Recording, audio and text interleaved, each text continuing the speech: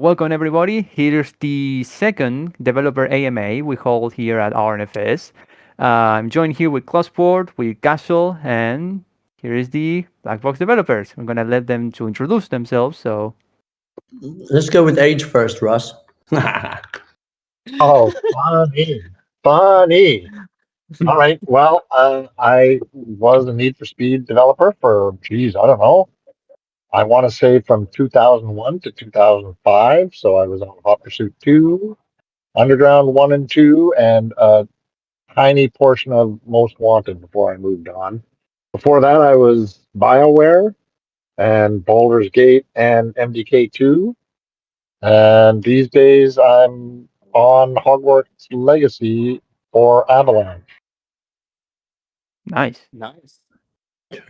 Impressive resume. I guess I'm the next youngest. I started at EA in 1988, so a long time before you guys were even born. I got to work with Peter Molyneux on Populous 2 and Powermonger, and then I moved to California. I was supposed to work on the first FIFA, but somehow I ended up on NHL. Did that from NHL 94 to 98. So that includes the one that was in the Swingers TV show, the movie. And then in 99, I moved to Vancouver and I worked on Need for Speed Porsche Unleashed, the PC version, not the other one. And then the internal team at EA Canada started work on 007 Agent Under Fire, and Black Box was brought on board to do Hot Pursuit 2, the PS2 version, and EA Seattle took the assets and did something with them.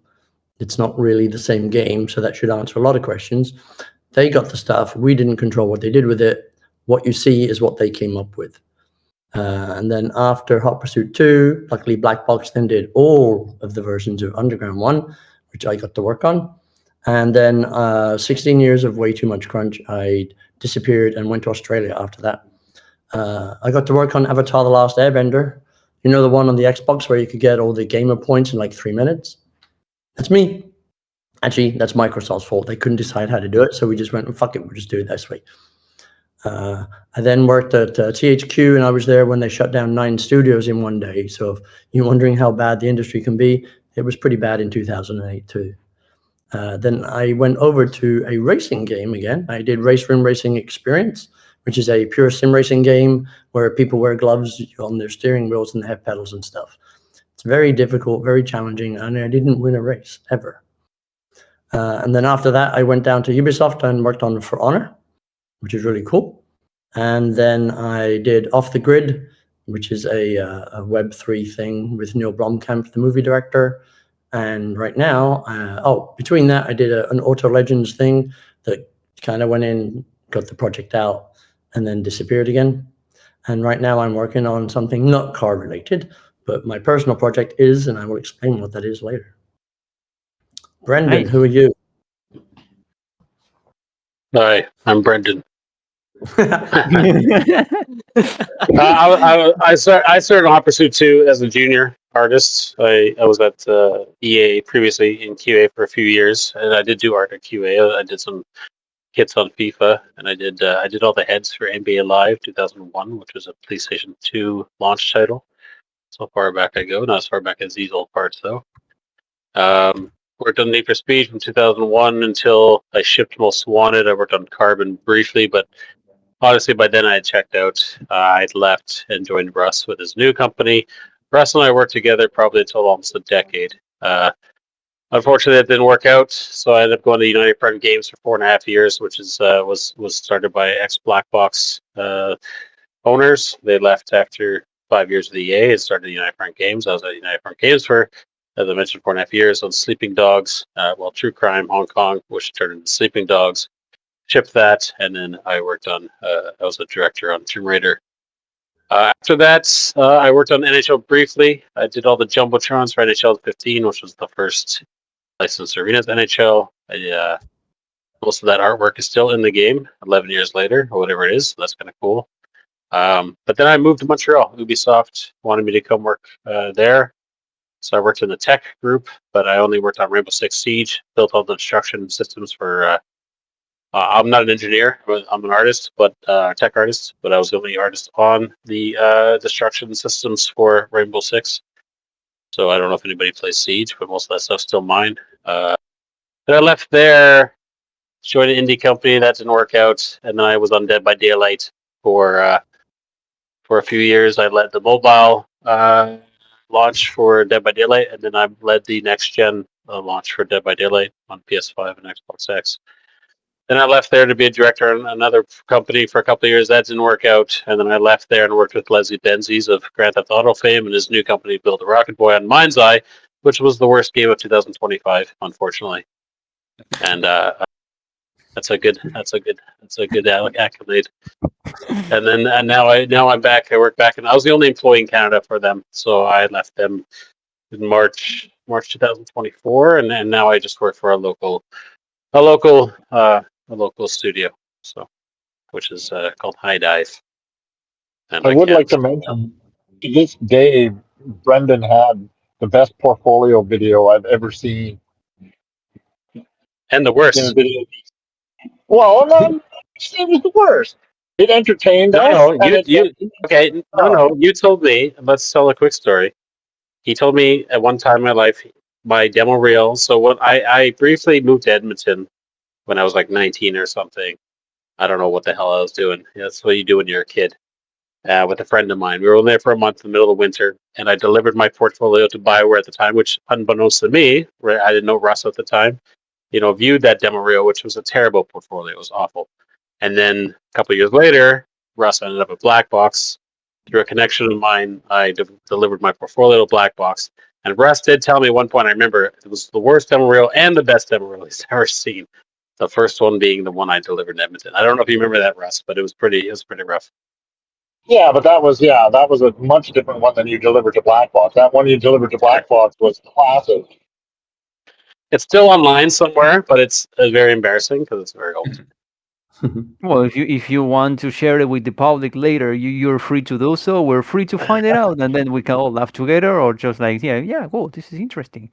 Let's see if I still find it. Well, nothing in life is terrible. Anyways, so I got here the questions that Scott picked. Anyone can answer. Anyone from the team can answer. They go from Porsche Unleashed up to Underground. And then we can, like, when the Underground questions stop, we can move on to the AMA here in the channel. So the first question over here starts by NoobSolid26. He says, I noticed that the PlayStation 2 version of Hot Pursuit 2 has one additional desert location named Outback, which didn't appear in any other version. I always wonder why it never appeared anywhere other than the PS2 release. Yeah, I kind of answered that earlier, where we literally gave them everything. What you got was whatever they managed to get into their game. Yeah, Black Box only ever worked on the PS2 version, and then we would give off everything that we made to the to the Seattle team, and they just did whatever they wanted with it, which was not nearly the same as the PS2 version. Yeah, it's a different physics model as well. All right. Cool. So there's the one that Noob Solid also asked, but I'm gonna leave that for the end because it's a really important one. It says Little Jinx. They asked, at what point did you guys decided to shift the franchise focus from exotic cars to tuners in order to start the development of Need for Speed Underground? Did EA consider any potential complications with the fans of the franchise on how drastic the change was for the series after Hot Pursuit 2? And the answer to that one is the Fast and the Furious caused the problem. When the movie came out, it wasn't a huge success. The tuner market wasn't big. And when marketing goes, it's not big. It's based upon magazine subscriptions. But when Fast and the Furious went to DVD, there was $100 million worth of sales. So it was obvious that was the direction that we should be going. And I'd already pitched basically that game, but it got given to Seattle for some whatever reason. But then when they closed Seattle, it came to Black Box. I remember the meeting where they brought in all the artboards and everything. I'm going, hey, cool, my game's back.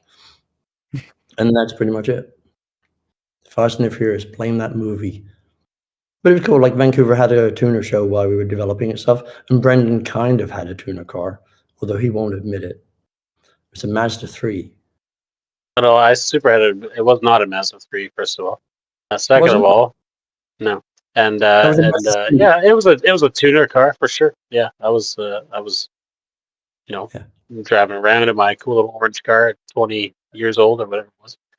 Right, and I'm doing an underground game, and I'm driving a 1969 Dodge Charger. So it Was was that what that not was? my. Didn't you had a TT at some point? I remember the TT. Yeah, I bought a TT as well, but eventually I was driving the Charger around most of the time. The first gen TT was a great car. I missed that one a lot. On a side so note, I saw cool. Zim's eyes light up when 1969 Dodge Charger got mentioned. No, Scott also shared pictures of that Charger, like these gigantic cars. Like imagine pulling it at the office on EA and you have just this Charger over here. Beautiful, beautiful. Mhm. It says, what was the process like for choosing a hero car for the games? What kind of criteria did the cars have to meet in order to end up on the cover or become the main focus feature main vehicle? You know, it's like, what was the It's criteria? the hero cars were literally just like, which ones do we want to make cool? Like there was no rhyme or reason, there was no license or request or anything like that. And then the cover car was picked by marketing. We don't get a say in that. But I remember having to create the screenshot for the box. That's actually the image that you're seeing is actually a render from the PC version of NeedforSpeed Underground, where it renders the screen out at a massive resolution, like poster size. We had a little tool to do that. It took ages to take the screenshot. Yeah, Chuck O'Shea. considering the hardware at the time, it's like the processing all the image just kills the average just computer grade. You press a button going, I like that square, and then he went away and came back an hour later and see if it was any good. Days, it was painful. Well, interestingly, though, at Black Box, we had a couple of genius engineers that had basically figured out how to backward engineer, take apart PlayStations, GameCubes. What am I missing, Cohoe? But they were able to take apart, PlayStation 1 and build dev kits out of retail PlayStations, GameCubes, all of that stuff, which was incredibly helpful. And after EA bought us, well, that had to come to an end because, that obviously had licensing issues with Sony. But it Well, was pretty actually, incredible to have every developer having a dev kit on their desk because at the time they were like 35 grand. So Yeah. that was I- very good for I- Black Box. I had to Yeah. record the best lines for Hot Pursuit 2. So I would have a laptop, a PS2, the network adapter, and then just some software. And literally that was my test kit. It was just a PS2 with a network adapter in the back. And when EA purchased them, we basically went to Sony and said, hey, we're doing something. And they went, wow, that's really cool. We'll do that too. So we didn't really get into trouble. We knew that people would do it anyway. So they just decided to be nice about it. So it helped them out eventually. But yeah, Russ understates how smart the black box engineers were. They were the cream of the crop as far as I was concerned. And they worked really well together. I feel bad for the GameCube guy though, because that was the worst one. Yeah, Mostly because I of the disc. I would comment further on that. In my experience at most game studios, the groups that stick together are usually by discipline, whereas, the engineers are all kind of a little team on their own, and then the character artists and blah, blah, blah. But at Black Box, it was kind of more the department. So if there was the front end, then you would have the front end engineers, artists, and designers were kind of that clique. So it was much different than any other environment I've been in. That was another kind of Black Box sort of specialness that I still haven't seen replicated anywhere else. Yeah, I was a producer, but I was sitting with the track artist because I was working on tracks most of the time.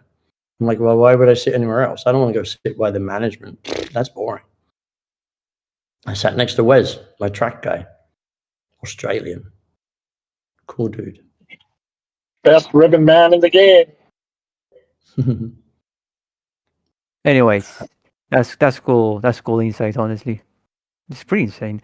Says some more questions. Says this is more for Most Wanted developers. Says considering how ambitious Most Wanted was, and if it was true that the development began right after the first Underground was finished, what stories or anecdotes could you share about ideas for the game that just were never end up materializing that we might not know, not necessarily cut content, but discussed concepts inside black box that were discarded before even they became a concrete part of the project.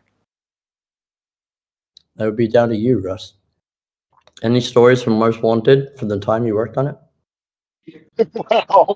Well, I can tell you, it was Most Wanted that was the final linchpin in a handful of us leaving, and the whole need for slow button was kind of the clincher right there, because they had that slow motion button, which to many of us was kind of counterintuitive to the entire white knuckle speed that Need for Speed had always been known for, and that kind of turned into a sour mark for a bunch of us. That's about the only story I got. Cool. Yeah, so like that famous speed breaker mechanic is, basically like essentially one of the breaking points, I assume. It's like there were so many people who are, even to this day, they're still debating on um about speed breaker and how like why are you using speed breaker? Like don't use it, or like only use it on roadblocks, or like it's still going on to this day. And it's kind of surprising that you also had this sort of conversation even before the game came out. As I Oh said, yeah, someone in the absolutely. chat. Because, No, oh, go continue ahead. on. Continue on. No, continue on. Continue on.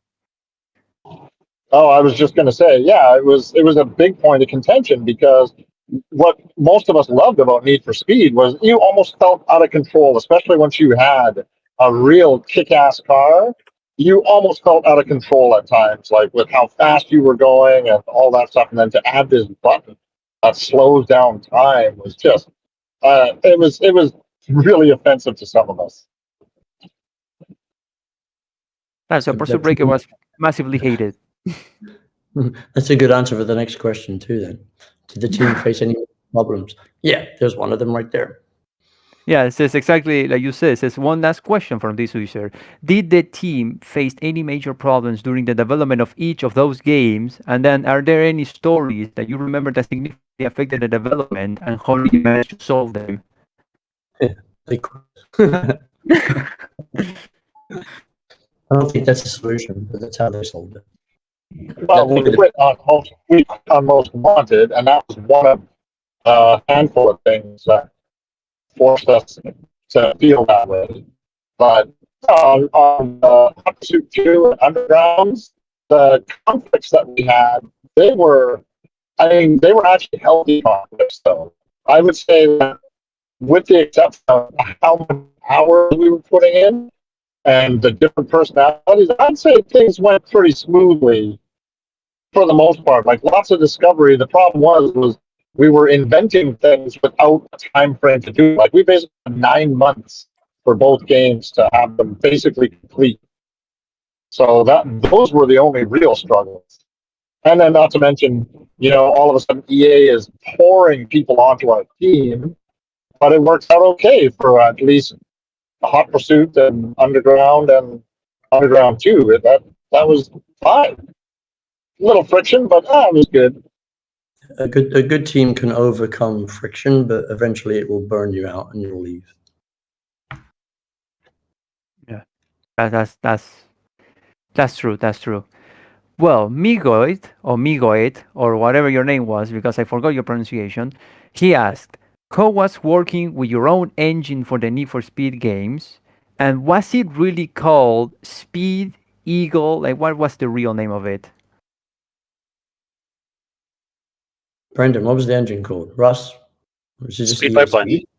Speed Pipeline. Yeah. From my point of view, is Speed Pipeline. That's all that was. Well, I mean, that was the name. there wasn't a lot of thought put into it. I was like, it's just like okay, and I mean, All the tools were theme named. Like all of the artist tools were theme named after candy. So we had like Jolly Rancher and geez, I forget a couple of the other ones. And then all of the programmer tools were named after cookies. So there was some thought put in there, just not in the name of the actual engine. It reminds me of one setting of VLTED, which is exactly It's called acid emitters. And it's like, is any word about that? About the acid emitters? Which project's that on? No, most wanted. I think many of the black box games have like reference to other kind of substances, not just candy and cookies. It's like, we play it cool. That's the first time I've heard that term, but I mean it's been 20. What years is 20 years since I've heard acid emitters. I mean that'd be on the VFX side. I mean Russell was a seasoned dev when he joined Black Box. I think Russ worked on everything, lighting, VFX, art, artistic direction, technical art direction. So I guess Russ, you might have more insight on that if you worked with acid emitters. It might also come from like another EA project, when they move some tech over. It could have been something used on like EA Canada. Yeah, because like at BioWare, we built our own particle systems and all that stuff and lighting systems. And I brought a lot of that knowledge onto Need for Speed and had guys like Arn and Martin and Chris build all that stuff into the Need for Speed effect system. And I never stayed around to see the integration of EA's stuff into the Speed pipeline. I only was ever on Speed pipeline. Cool. I guess everyone in the chat, everyone who ever saw someone calling it Eagle, you can finally correct them. It's Speed Pipeline. Speed Pipeline. No more Eagle bullshit. Okay. Second question. I think sorry, let me just chime in real quick. I think Eagle is in regards to EAGL, which I think is the rendering pipeline of EA. Yeah, It wasn't the Speed development pipeline. Yeah, it's like there's a lot of debate about that over the years. It's like because the executables are named Speed, so like people assumed it's called Speed, but like it's a common thing that was like, oh, from back in the day, it's called EAGL. It's like, thanks for debunking everything, I guess, because like that's been another major point of topic within the Need for Speed community for like so many years. Yeah, this kills the Need for Speed theories, and the Mystery City nonsense. Okay, so this Migoet keeps asking, and this goes for everyone. Do you guys personally know any of the creative directors of, Porsche Unleashed, Hot Pursuit 2, Underground 2, Most Wanted? Yeah, well, the answer is there wasn't a creative director. There were no game designers. EA didn't have game designers. So if you want to consider who the creative director is, that's me. But my title was senior associate producer. I designed and produced the games. What was the question again? Sorry. The question was, do they know the creative directors on Porsche, Hot Pursuit, Underground?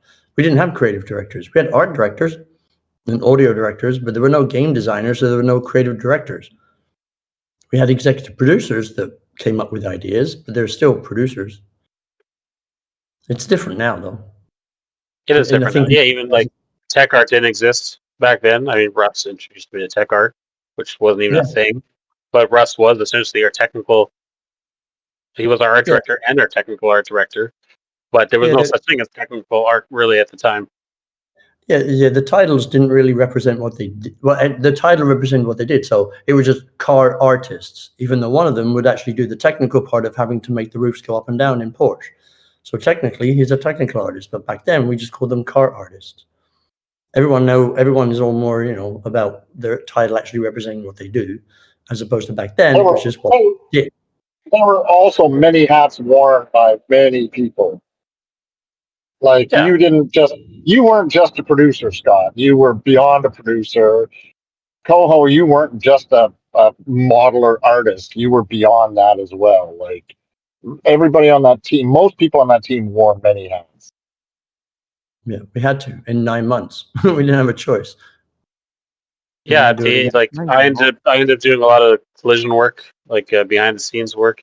I built a helicopter. I don't know. Everybody remembers a helicopter from Hot Pursuit 2, PS2. That's the one that throws missiles at you. I think Russ did the missiles. Because I don't know. Does it still have the happy face at the end? At the end of the missile? I can't remember. It absolutely does have that. That's awesome. And someone gets a texture. Some of Hey, the so, drivers hey, can't get the We texture. have the end of the missile. It has a happy face.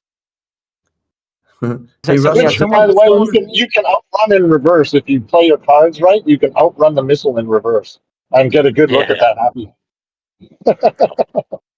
yeah. Hey, That- Russell, that's- who did the forest fire in Hot Pursuit 2's with Parklands? The deer I that did. runs. Yeah, see? I did. Yeah, that's me. And the rubber boot. Did anybody ever find the rubber boots? No, don't- there's so many Easter eggs that we're just finding out. What? Like, The rubber ship We boots. have- because So we had this thought. I think it was me and Cohoe having the conversation about how you're driving down a highway and there's always just a random shoe or a boot on the road. Well, we need that. So we put like they'll usually just be on the shoulders or just inside the bushes. There's probably on every map, there's probably a half a dozen rubber boots in there that you can find easily. I mentioned earlier we were in a conversation that at one point I had taken my head from my demo reel and put it on a stake in the Tiki Village, and I guess ESRB stepped in and said, you can't be rolling the decapitated head down the road, so we had to pull it out. Oh. But I remember the boots and the tents. You could hit the tents in the forest. I think, could you not? Yeah, you could. Yeah, we had And some you remember collateral. you remember what the forest was originally called, Brendan? God, I have no idea. Well, they poo-pooed that one. It was originally called Morningwood. Oh yes, yeah. Okay. The morning wood No. forest. Come on. My God. We have fun when we do the crunch. That is one crazy development team. Well, but I want to add something for Hot Pursuit too. Didn't you, Scott, mention that they also had Hometown from Need for Speed 3 running in it, or who was it? Yeah. Hey, Russell, you know when we came over to see you guys in the very beginning, didn't you have a version of Hometown running on PS2? Like you literally just ported that track, or am I just making that shit up?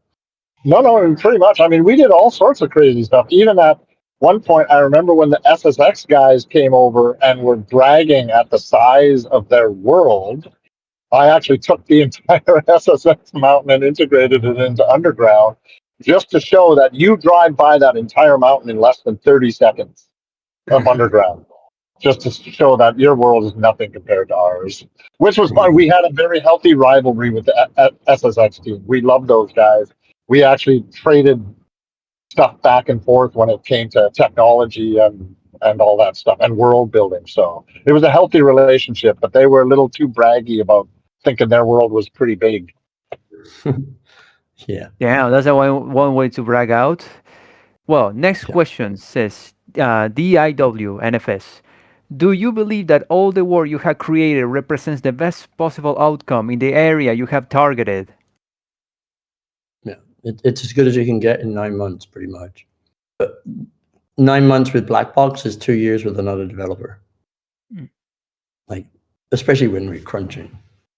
Like when you just have the right team, things work. And Black Box is one of them. One of the best things about working in industry is just that you meet people that are genuine and honest, and you just become friends with them. I haven't seen Russ since we stopped working on Underground. I've seen But now Brendan talking, two times but in the now last talking 20. to you, Scott, it's like we just talked last week.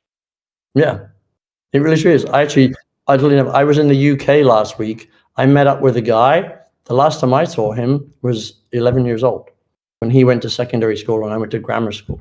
I haven't seen him for 44 years.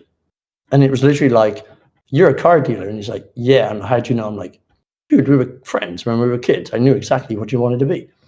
And it was literally it's like I hadn't not seen him for the last 40 years. We just started talking about everything. And the games industry is the same way. You make really good friends. Then you also figure out who you don't trust. I mean, Scott and I were not close during Need for Speed. Scott was a lot more mature than I was. I was a young, stupid kid. And that was very anti-EA for several reasons. I admit that. I'm not anymore. I mean, I grew up, whatever. But Russ and I are very close, though. Russ and I would regularly cuddle up under the desk and sleep many nights. That's not true, but we do. We are very close. Russ is one of the best mentors anybody could have ever had. He was one of my one of the father figures in my life. So we don't talk much anymore, unfortunately. But Scott and I reconnected after Need for Speed, and I realized how good people are. Like, there's good people everywhere. As much as I didn't enjoy the EA acquisition and integration as much, they were great people there that I got to work with. Like, small snippet. When I did do NHL, I only did NHL for like 3 months on a small contract because it was in between jobs, and it was Marnie and Victoria, not Victoria. What the hell's her name? Anyway, they pinged me and said, "Oh, come on, work on FIFA for a while." And I went and interviewed with them, and then NHL just sent me a contract, and that's just because of the good people that were at EA and the relationships you make, right? So that's just that. I'm sure. I think last time at EA, I ended up with that. Last time I was in Vancouver, so I live in Montreal now. Last time I was in Vancouver, I went to a house party at a friend's house, and a bunch of old black box guys showed up, and it's just like we were working together, the day before. I'm sure everybody here has friends that you don't talk to that much, but you can have a beer with or a coffee with any day, and it's weird when you're in that sort of environment, especially a black box, when we just worked all the time, and that's like your friends. You had dinner with them, you had breakfast with them, you went out and partied with them. You become super, super close. And I think that sticks for the rest of your life, honestly. Because I don't think I've ever had a team like that before. Luckily, I had a small team on Rainbow Six. I just worked on a project called Real Blast, which I mentioned before, construction team. We were a very small group, so we're still tight knit. But other than that, I mean, the game industry now, like, they'll bring teams together, but they're so large and they don't last very long, unfortunately. People move on quickly. People are looking for the next paycheck. So it's just different times. Very different. I was gonna ask Brendan, since you mentioned Rainbow Six, by any chance, have you met Chase Strait? What's his name? Who? What? Chase Strait. Chase? Yeah, Yeah, Che? Chase. Chase. CH? Chase. Chase as on Strait. chasing? Yeah, Chase Straight. Chase, yeah. I believe he was like one of the community developers. The community manager. No, probably The, Yeah, community probably not. manager. I mean, it depends. Let's see, Chase Yeah. Straight. So I worked he- on Yeah, he worked on Rainbow Six in as well, Cyprus. and I think so. Yeah. But yeah, he worked on years, Rainbow too. Six, and later on, he actually worked on Need for Speed Unbound. No, I don't think I ever. Actually, I kind of recognize him. I'm looking at his LinkedIn right now. But no, I don't have a personal relationship with him. I was closer to the other community manager, Rainbow Six and Dead by Daylight, was Genevieve Forget, who is now the GM for the local Microsoft Studio Compulsion Games. So I knew her quite well, but I didn't know the other community managers. Again, I was on Rainbow Six. I only worked on Rainbow Six, but I worked on the Real Blast team with the technology group, which actually wasn't on the Rainbow Six team. So the tech group at Ubisoft, we did sit with the Rainbow Six team most of the time. Tech group itself had its own building. It was basically at Ubisoft Montreal. This tech group, if anybody doesn't know here, it has its own space, and they do like plugins, a third party parts of other projects. So like Rayman will contract the tech art group. Ubisoft's so big that they contract their own studios to do things, right? EA is very similar in many ways. Like, you could work on a project EA Canada and contract a team out of EA Florida to do a small snippet, right? So Ubisoft worked that way, is that, again, a project at Ubisoft, Assassin's Creed, would say, oh, we need a multiplayer solution. Let's go to the tech group. The tech group would have some sort of plugin, or audio, cinematics, anything like this, right? So I was part of the Real Blast team. When I joined, there was me and 6 programmers. I think we grew to like 12 or 13. But I stayed there we shipped version 1, and then I did 2 DLCs or 3 DLCs. I have the patches for them, and then I ended up leaving. I mean, I find it very difficult, at least back then, to be in a corporate structure like that for too long. It's why I left EA. It's why I left Ubisoft. Now I'm with a very, very large corporation, and I'm very happy where I am. Like, I'm not moving. Too old to move anymore. I'm not moving anymore. I'm happy. So nice. Anyways, final question that Scott picked, and then we move into the Discord channel. So, Azim, not me, Azim, he or they or she, they asked, I wanted to ask, what do you think about modern racing games and Need for Speed titles? What do they do well, and what do you think they're missing compared to the older games? Oh, yeah, that was one. Basically, after Underground 1, I kind of stopped playing them because you tend to get annoyed with the game that you've been working on for 3 years. And I don't like the narrative in Underground 1 or any of the games, and it just got worse. I just want to pick a car, a track, and go race. So they dropped me as being a fan. I prefer Blur from Bizarre Creations. I love that game to death, and I love Wreckfest. I like those cars, those kind of games. We'll have to do Blur a breakfast mentioned session. Blur Yeah, mentioned Blur is picking up a lot of fans nowadays. I did play it. I didn't generate anything to me, but many people like it, and I just don't judge them. Honestly. yeah, Blur and Wreckfest they're both really good shouts. I It's a like bit them second both. time as Blur, but I preferred Blur. And Yeah, I actually, get this. right now on mobile, I'm really really liking a game called Hot Slide. If anyone plays that, that's a lot of fun. Okay, so here's I also repeat. Sorry, I just jump in. I also repeat what Scott said. Like, I was a huge fan of Need for Speed. I was very lucky to start my career with Need for Speed. That was the first game I ever bought with my own money when I was a teenager. Was Need for Speed on PC. But it just got, I don't know, after working on it for so long, and the way they changed the direction, it just wasn't my type of game anymore. And even when I was a kid, I played. I brought it up in another conversation, but NASCAR from Papyrus, IndyCar from Papyrus, Motocross Madness, Monster Truck Madness, Destruction Derby came up in a conversation, Carmageddon, Quarantine. Like, these are games that are 20, 30 years old now. But yeah, I haven't played. When I started getting into VR gaming a little bit because it's fun. You know, there's cool things. I like flying spaceships, so like Star Wars and stuff. So I did try, some of the what is it, Leto Corsa or whatever it is. Played a little bit of that in VR and stuff, and then I tried Dirt Rally, but it made me sick. So I don't currently play any racing games either. Yeah, for me, I just don't see. I haven't played a racing game since. I can't remember what the name of that was. It was on PlayStation 3, and it was MotorStorm. That's it. That was like the last racing game that was like super exciting to me. Like, you just felt like you're going fast, and it's crazy. And there was no, sure, characters had backstory, but it wasn't like a character story game. I was really not into that with the Undergrounds at all. And believe me, playing the Undergrounds, which I did love playing, they were great, but at any moment, I could skip the story crap. Gone. I really dislike that stuff. And I don't like any racing game that tries to cram that stuff in there. I'm not there to watch a story or watch a movie. I'm there to go really fast in a car. And that's what I like out of racing game. And I still don't see that a lot these days.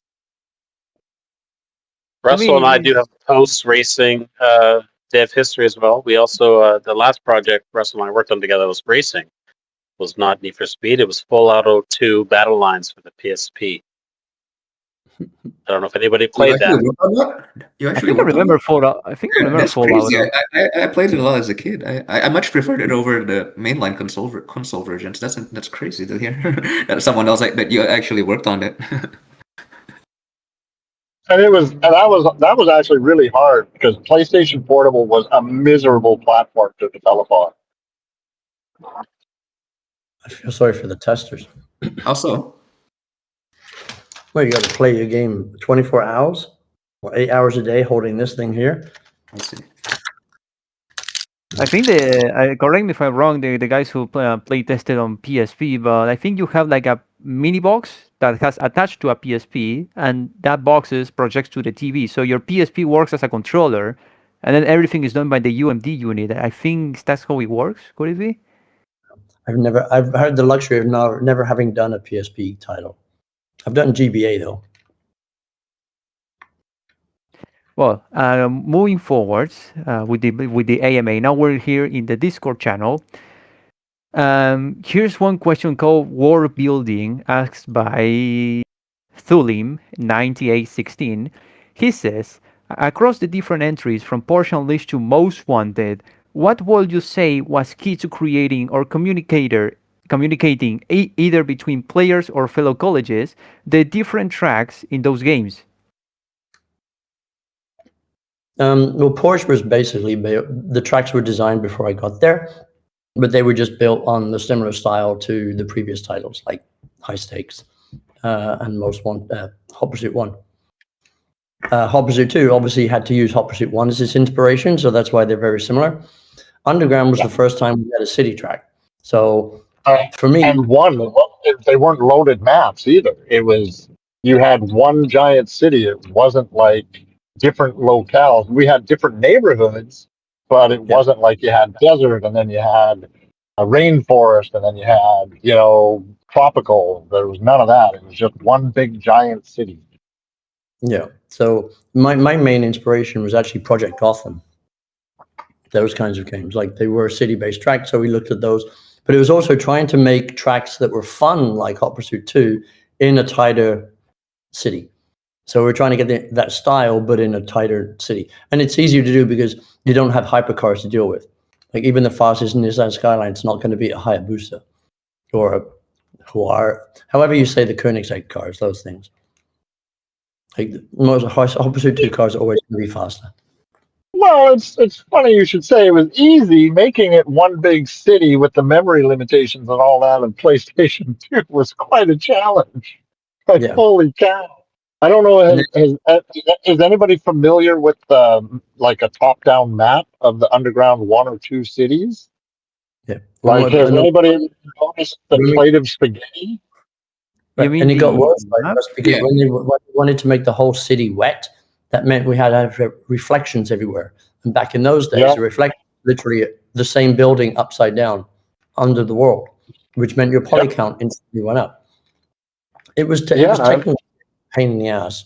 Hot Pursuit 2 was always easy. It was crazy because it was just like, and it was night and day. Like, there was lots of humming and hawing. Like, oh, we can't have it wet.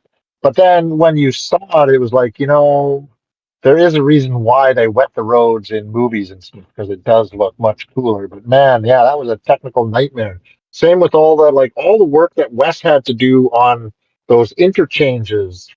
Like, that's why it looked like a big plate of spaghetti. We couldn't just model real world freeway off ramps and exits because that just wouldn't work at those speeds. So you had to extend them out. And lo and behold, you wind up with this multi-layered plate of spaghetti. And yet all our technology for rendering regions and whatnot was 2D based. So now we have to figure out a way to make it 3D based to accommodate all these multi-layered roads.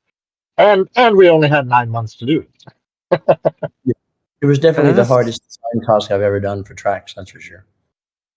That's just insane. 9 months and you have so much technology to figure it out. What a headache. And everything's so trivial nowadays. Like I've been using Unreal for 10 years, the last 10 years or so, since Rainbow Six and every project. And everything's a lot more trivial than it used to be. Like you just overlap 2 roads and then it's gonna work. Where on Need for Speed, they had to create custom physics engines, physics tech to make sure that all that stuff worked. I mean, I remember more of that stuff being an issue on the PSP, but I mean, everything in Need for Speed back then was new tech. We, in fact, we did a lot of, since we're a Canadian developer, there's a government program here called SHRED, which basically you submit for money back from the government for technology innovation, and we did a lot of that.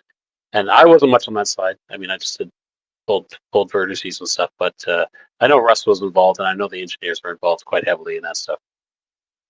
Everything was a technological innovation. It was crazy. Yeah, well, it was funny because there was really no space or no exemption for art, so we kept crafting ways to make art sound like it was actually engineering.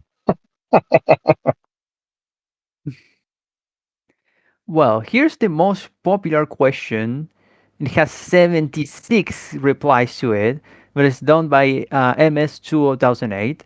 And it's a very, very specific question. It says, in the demo version of Most Wanted for the PlayStation 2, there was some cool stuff in the game that had been removed from the final release. That is, fire from blowing up gas stations, remove voice lines of cops getting hit by the car, Rock as a blacklist, busted scenes, different camera tilt inspired by Underground, functioning police scoreboard in free mode, drift mode, and then remove voice lines, and then game modes. It's like, why?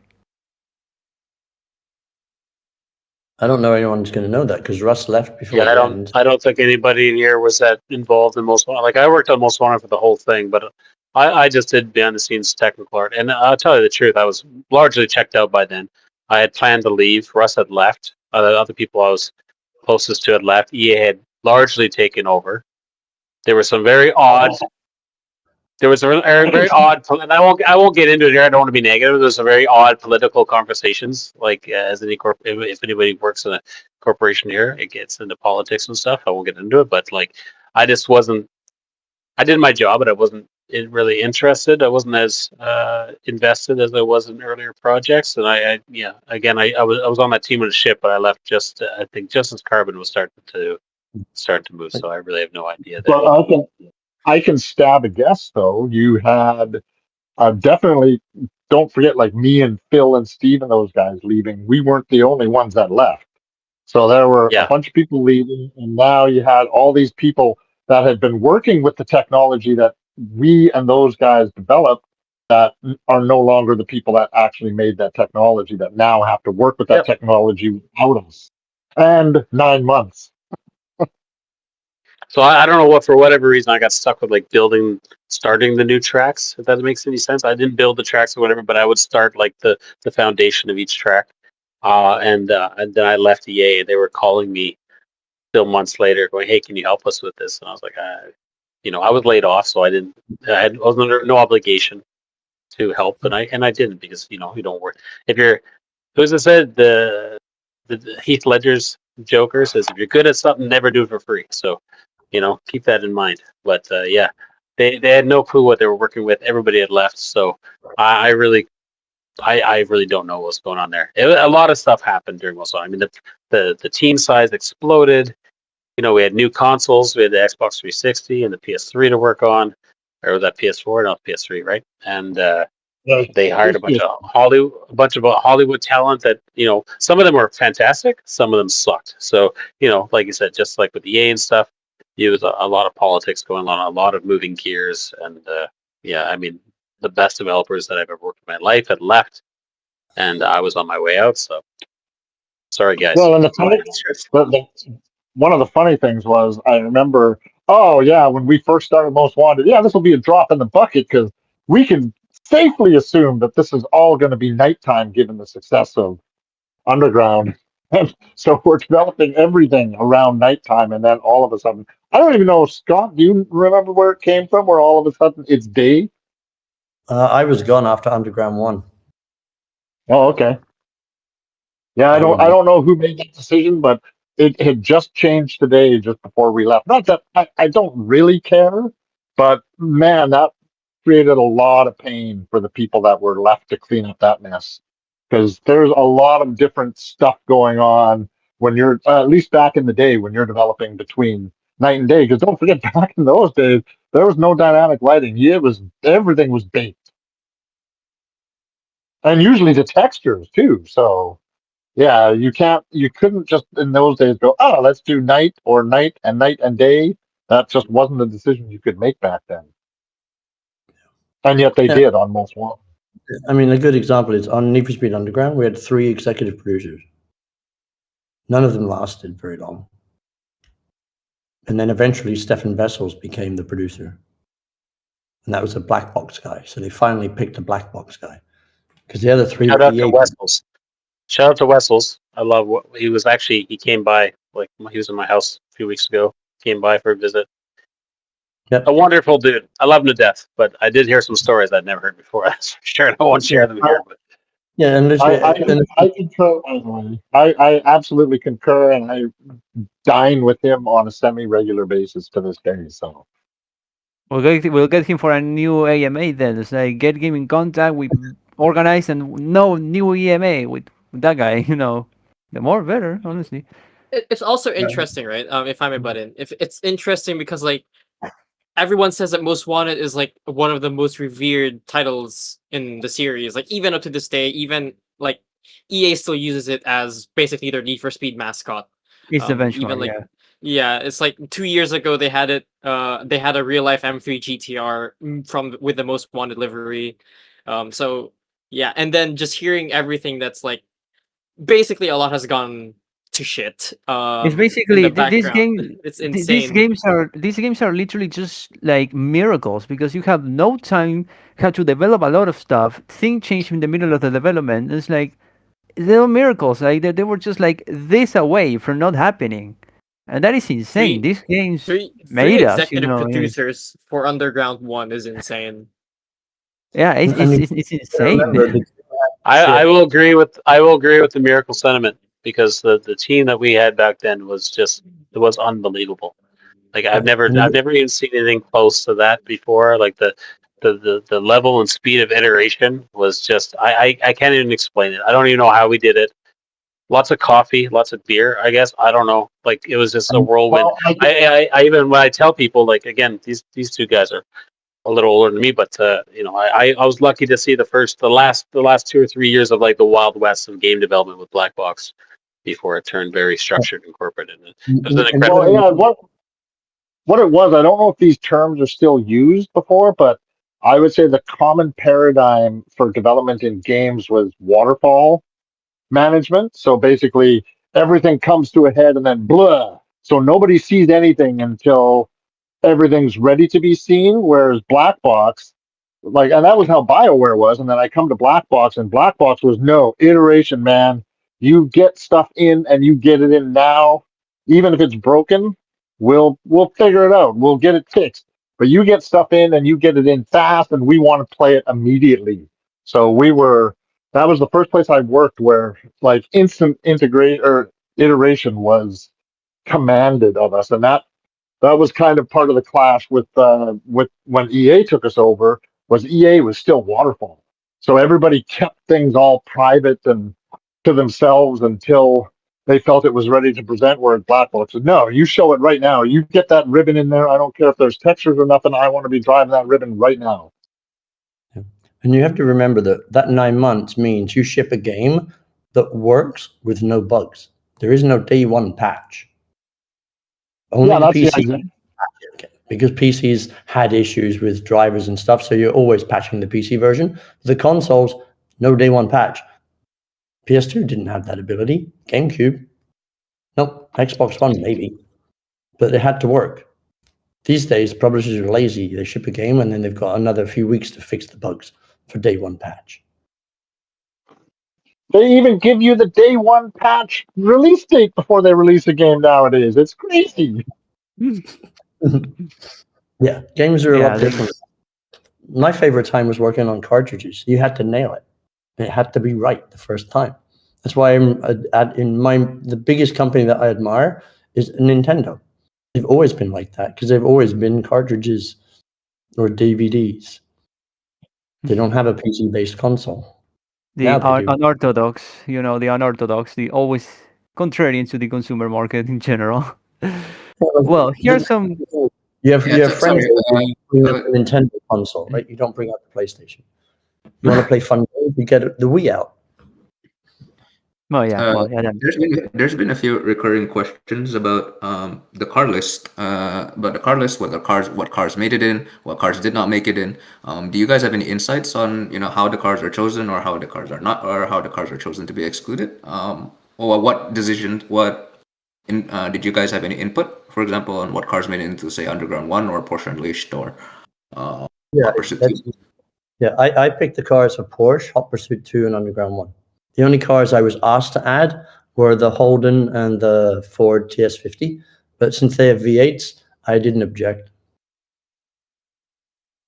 So that's So what can you give an insight on like what especially because you did not have a lot of you did not have a lot of time and a lot of options Like, I mean, not a lot of slots for cars. How did you choose them correctly? Because like Well, yeah, it's 20 years basically, on, like people still talk about like Underground One for being such a perfectly curated car list because like every car fits there.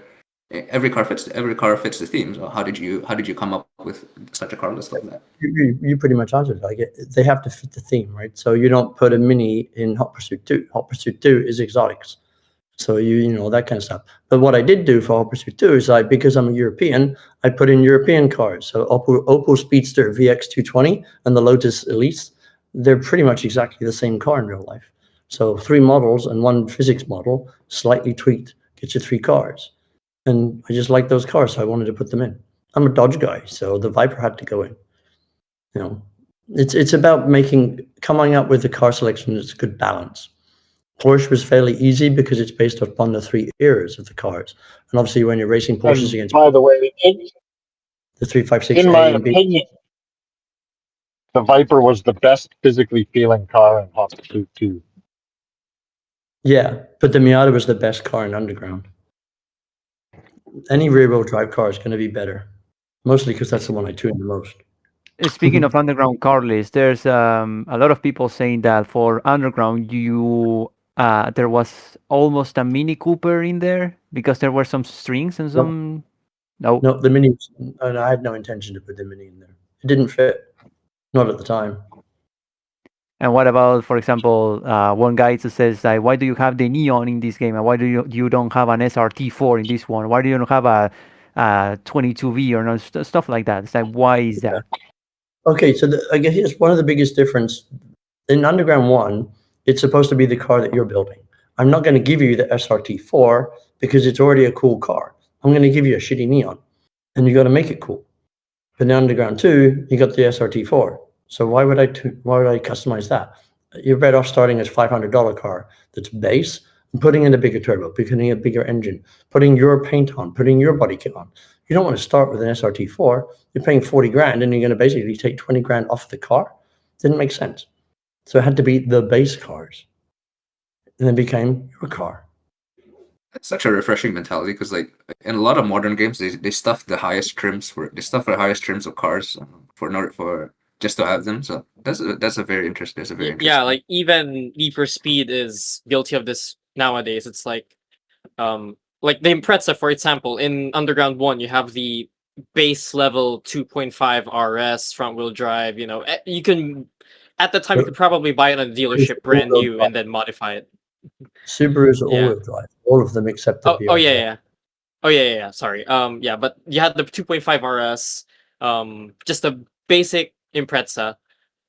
And then in the Unbound, they added the limited version of a GC8, which is like It's like kind of what, it's like 200 maybe? yeah, around like 200 units worldwide, and then you also have like limited Type R's, exclusive series Porsches that don't sort of make sense in a game about customizing cars. So yeah, that's an interesting insight on the selection of the cars in the underground. Yeah, Underground was easy. I mean, the Skyline and the Supra were going to be the 2 best cars in the game. Easy. Right. The cars you There could was an afford. interesting. There is an interesting sidebar to this, though, as opposed to when you're talking about the differences between the Underground and Hot Pursuit. In Hot Pursuit, they had very strict limitations on what we could do to the cars. Like Ferrari was not going to allow us to have a car upside down on fire. So that was a no-go, which meant that if, well, we can't do that with Ferrari, then we can't do that with any car. And then BMW had just introduced this new window technology, so we were not allowed to break, crack, or shatter windows on BMWs, which meant, well, then we can't really do that for any car now, can we? Whereas on Underground, it was almost like the manufacturers of those cars, I think they just didn't know what the consequences of letting us do whatever we wanted with the cars when it came to damaging them. I think I think a lot of the differences though with the Fast and Furious movies, like Hot Pursuit, Need for Speed, whatever. I don't think car manufacturers cared, but once Fast and Furious was so successful, and the car manufacturers started like clamoring over themselves to be involved somehow because they just saw the money signs. So they opened up the gates quite a bit. Gran Turismo caused that. Oh Well, yeah, like, that don't too, forget, I guess. don't forget in that era, at the time, but things like NHL and whatnot had to pay to get the accurate advertisements from the boards. And then during that time is when some EA exec figured out, no, it should be the other way around. If they want their ads on our boards or in our stadiums, they're paying us. So that was a big shift. And I remember the marketing nightmare that was Hot or Underground 2, because I remember Underground 2 coming up with systems like, oh, we can charge them more if it's black or white, how many pixels, all this stuff. We could come up with pricing plan for how many pixels does a billboard take up and all this stuff and make them pay. So there was actually artists coming up with the ideas for how they could sell pixels in the game. It was pretty remarkable. Yeah, I No, know You we had. brought up the Mini Cooper. I actually remember something like that. I have these flood of memories that coming back to the Mini Cooper. So between Hot Pursuit 2 and Underground 1, we shortly prototyped a game called Interceptor, which was supposed to be. Was that between HP2 and Underground 1? Does anybody remember that? It's Got probably what we Rust. guys were working on until we actually And got then the under. I also for some reason remember some sort of we were maybe do some sort of collaboration with the Italian Job, and that came out around the same time. And I remember something to do with the Mini Cooper. I think I remember one of the cards showing me a Mini Cooper in game. So you guys might not be. There might be flags somewhere for some prototype something. I don't remember how far it went. It'd be cool if we had one of the car guys in here, to talk Well, about this. between Hot Pursuit and Underground, we had played with Fast and the Furious, and because that was even up on the table. I don't know what happened with that deal. And then there was the what did you call it? The one with all the Austin Minis? Yeah, the Italian Job. The Italian Job, yeah, I remember that one. And don't forget, all of this occurred within that same 9 months that Oh Most yeah, it was Wanted. it was so short. And yes, you were right, Cohoe. It was between Underground 2 and Most Wanted was Interceptor, Italian Job, and for a brief moment. I mean, Interceptor would have been a shift from traditionally for Switch as well, because you were playing the cop and we had gadgets and stuff, and that a lot of that was from like the missiles and stuff like that was going to be expanded at some point. We had like the just like you could lay. Could you do it in Hot Pursuit 2? Could you lay the nails spikes in Hot Pursuit 2? Did you do that, Russ? Yes. Yes. And we had yes, but we had like your help. gadgets in the Interceptor where the cops could like, it drop barrels and shit, like fucking Donkey Kong. So stupid. Look, we laughed. Okay, we laughed. So like this laugh, we laughed all the time. It was so much fun to make these games. You're right, because as hard as it was, we were doing stupid shit all the time to see how far we could take it. But I remember like Interceptor, we doing like gadgets. We had like the spike strips would like shoot out the front of your car and stuff. And that might be largely also why there's the desert maps. Some desert maps have come up for Underground 1, Underground 2. Like Interceptor was largely desert based, if I remember correctly. So that might have just got blended in because Speed Pipeline was just a bunch of shit layered on a bunch of shit, right? It wasn't like nowadays where it's a lot more segregated, a lot more archived. Speaking of like video games, there was a question out of many actually. What about like canceled pitches, projects, or prototypes that never went? Like, do you guys have anything to talk about like projects that were thought of, were like prototyped or like disappear, like they never worked on? Well, we kind of just covered that with Italian Job and Fast and the Furious and stuff like that. But yeah, there was actual work put into them, but nothing ever came of them. I think Scott, I think one time you mentioned about something Need for Speed Ferrari. Yeah, so for basically a Need for Speed Ferrari I was invited to join the Canadians to work on NFS, and they told me that they were going to make a Ferrari game. So I designed a Ferrari game. But when I got there, they said, it's Porsche. And so Ferrari went away. So it only exists in game design doc format, and I have it. And I'm happy to share it if you want to see it. Sure, but share yeah, it in the chat. maybe, or I can just put it, I can pin it later in another channel. Yeah, Yeah, and I'm a Porsche fan. I'm not a Ferrari fan at all. So I was pretty happy.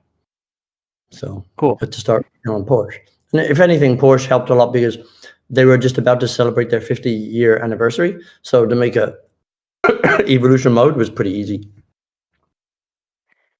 Here's another question said by Odonata Cinema, if I'm not mistaken. I hope I pronounced that right. Says, why were the racing physics split between the racing and drifting? I guess it's for underground. Why were the physics separated?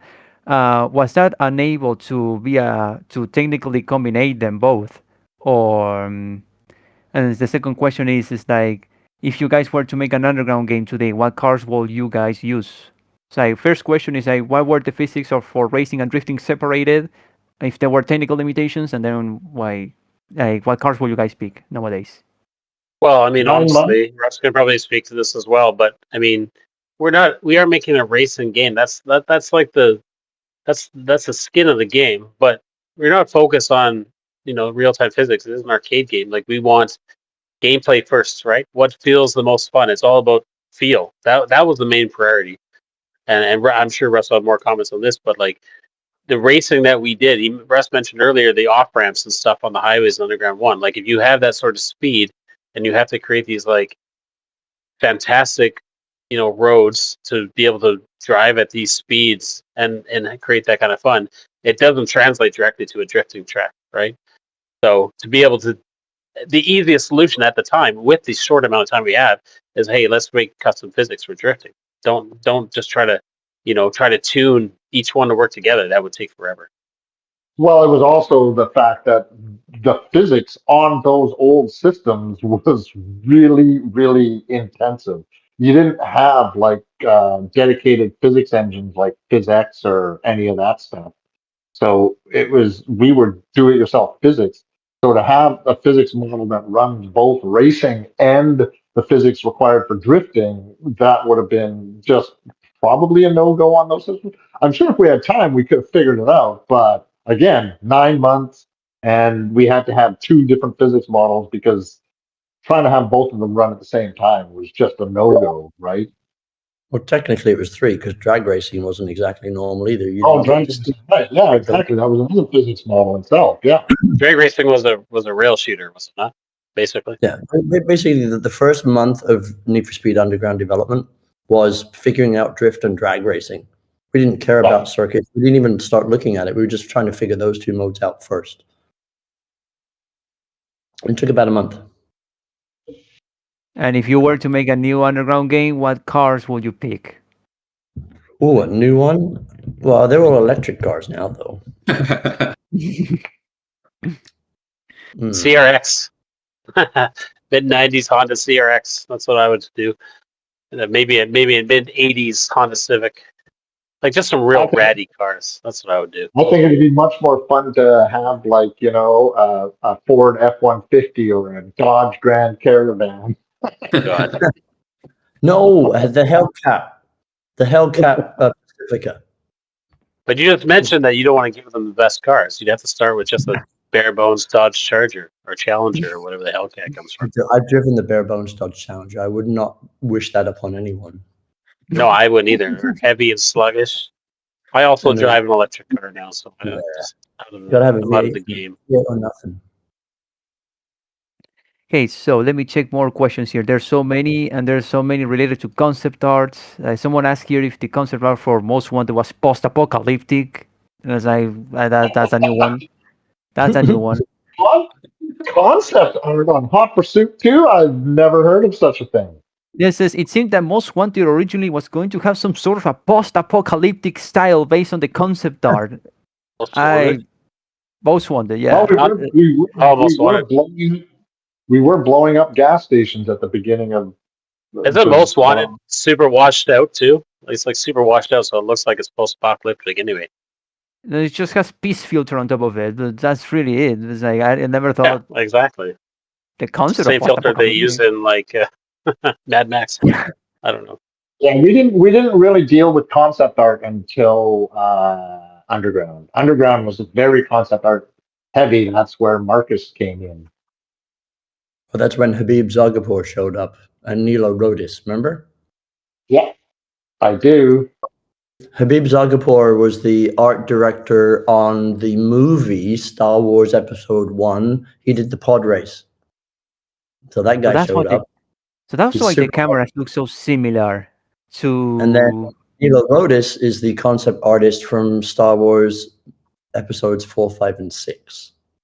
Who put Princess Leia in that awesome outfit in Jabba the Hutt's thing, by the way. So I won't talk on Habib. I don't know Habib very well. But, I don't, and I wasn't a super fan. But Nilo, I will say that he's just an amazing He's person. basically Like Yoda in real life. he's basically Nilo Yoda in real life.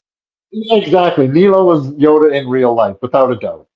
Yeah. He That's designed everyone- Princess Leia's bikini. He designed Buzz Lightyear. He designed the Nebulon B frigate from Star Wars, is my favorite ship. He designed Slave One, which everybody knows who Slave One is. If anybody Yeah. knows anything about Star Wars, he's just an amazing dude. I haven't talked to the guy in 20 years, but great guy. Huge fan. His Yoda technique was not in how he would answer questions, is how he would ask you questions back at the questions you asked. Yes. He is Yoda. He gets you to answer the question Yeah. without asking you the question.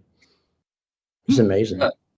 So since we're talking about like people in EA you worked with, so some of us with no lives have been searching through like the Moby games and and video game credits. So have you worked with like names such as say and what can you tell us about people like say was it Eduardo Agostini and then Neil Escuri or even car designers like Andy Blackmore or other people that you might have known back then? I know why Brandon's laughing because Neil Escuri was basically Magnum PI incarnate, and he was awesome. Yeah. Everybody loved him. Yeah, Neil's great. And yes, we worked with He's really humble too. That's the best with Yeah. Nilo and Neil. Just like super humble. I remember I took my sister for a tour of Black Box and Neil was there. I was like, here's Neil. He was the he was the director of dinosaurs from Disney. He's like, no. He's like, don't talk about that. Super humble guy. Just wanted to work on the next best stuff. Yeah, he was great. Remember, Moby Games it's not super accurate. It's a little bit accurate. There's a lot of missing information on Moby Games, so. I think Scott answered my question already, but it's the same thing related to what my friend Castle asked. It's like, have you guys worked with Hanno Lemke? Yeah. Yes. He was my boss on Need for Speed Porsche, but he wasn't never there because he was too busy dealing with the PlayStation 1 version that was being done by Eden in France. Who is that? I missed the name. Hanno Lemke, the guy that ran Hanno. the Yeah, Hanno was the guy that we pulled into the office at 6 a.m. to tell him that we're leaving. Because we actually really liked and respected Hanno a lot, and he was the guy that we didn't want to be taken by surprise because we wanted to be upfront and honest with him and told him, we'll get you guys to E3 with Most Wanted, but then we're out, and we just did that it was a really heartfelt meeting. Like Hanno was a good guy. We really liked Hanno. He wasn't very good for my career though. He didn't do any. He literally disappeared for Porsche. PC was just me and a couple other guys just getting it done. And the PlayStation 1 version was him. He wasn't present for Hot Pursuit or anything. He was a voice that would pop up every now and then. Well, yeah, he wasn't on Hot Pursuit too because he was on Agent Under Fire. So he was working with the Californians because they were doing the shooter part. So he basically disappeared from Need for Speed forever, pretty much. Let me look up here another question because there's so much fluff in here. Kind of weird questions. Hidden tracks. Like there's an oval circuit in Underground 2. Can someone recall that? It's like a whole oval with a circle in the middle. Let me post it in the chat for for reference. But this is weird. Those looks made up. But I did saw this track. So There's it's an on the oval chat. in the chat. Yeah, How it's far an up do I have to oval go right here? there in the chat. Like You know, someone posted, I said, "What was that?" How far up do I have to go here? Oh, yeah, wasn't this like found in like the game file or like in the game? Just a random oval. Oh, That looks Oh, like well, NASCAR. NASCAR. That looks like yeah, I was going to say, if anything, that's the like NASCAR. Talladega. Yeah, that would have been totally NASCAR because the whole speed pipeline started and was built around the PlayStation 1 NASCAR that Black Box did. When I first started at Black Box, I was on that very briefly, just on the finishing of NASCAR. But that engine is what carried through and became the speed pipeline. So the oval doesn't surprise me at all. It definitely came from NASCAR. Yeah, there's many tracks like this. This is kind of obscure. There's one that's called Lighting Test, and it's just this. Like, I remember that one. Yeah, I remember oh, you that one. do? That was the one. Yeah, because we were trying to figure out like vertex baking was kind of neat, but it didn't get us shadows or anything, and we needed to really test how can we get shadows and like really accurate, like almost ray trace looking shadows without because there's no ray tracing or anything, and we use that to figure out how we can combine vertex colors with hand placed shadow maps. So basically, you're rendering out a portion of the track just to have tree shadows and then overlaying the polys of the track with the shadow textures on top of it, which of course sucked on PlayStation because if anybody paid close attention, you would notice that there were never any shadows on any shiny parts of the road. So any part of the road that had to have reflections, you could not have a shadow because the sorting just would not allow for it. Like the alpha sorting, that just wasn't a thing. So if we had wet parts of the road, you would not put a shadow over that, for example. So the lighting had to be actually very carefully planned around how the world was made. That sounds really hard. It's like having to work with the shadows. But here's another one. The user posted multiple. This is for Underground 1. If anyone remembers any of this, this one is called like Darko, Drift of Darko, Coastal Test. Like, Oh, weird I stuff. remember all of those. Absolutely, I remember all of those. I can't. So wait, are you telling me when people cracked open the final version, like the shipped version of the game, they're finding all of these? All Yeah, of these. You have there's a no lot idea how there's a money lot of worth it is. leftovers. I'm telling you, there's a Oh, whole website there was a whole website called NeedforSpeed Theories where people will just like grab textures and say, oh well, this circle says acid test or something. Maybe it meant like want to make a whole theory about a single texture. So this is like, you know, I know this is like oh dear this is Lord. like there was like in Carbon, right? This is like out of your scope. But like in Carbon, right? There's like city vistas in the background, which I assumed was just for decor, but like everyone was like, oh my gosh, this is Mystery City. yeah, So it's like everyone there's sort makes of theories. It's yeah, like so like it's this is sort of thing that's like been going on for like especially like since Underground 1, where it's like people just see some detail in the files or in the game. It's like there's a theory behind it, or like there's probably some meaning behind it, and I don't know. Maybe you guys can explain yeah, some of the please stuff. explain I this no, stuff. I'm just shocked that all this stuff is still in there, and it makes me wonder. The fact that I haven't heard that there was a penis and balls track found tells me that okay, so I did never submit that, but I used to have it just on my machine. This is penis and ball. And it was a racetrack, and it was actually kind of fun, especially when you came to where the balls joined up, because you had to really cut that corner tight. It was actually kind of a fun track, but I obviously must not have submitted it because by the sounds of it, it totally would have been found. Yeah, there's another one. It's called Drift of Fish. And there are many tracks in here that Oh, are like connected. oh, that's got to be you. That's got your name all over it. Yeah, this My one. Let last me name let me is post it. if anybody's recognized, my last name is Cohoe, which is and my name here is here Fishy Fishy. My last name Cohoe is the type of salmon. People called me fish, so I was never a huge fan of it, but it is what it is, and this might be my track. I don't know.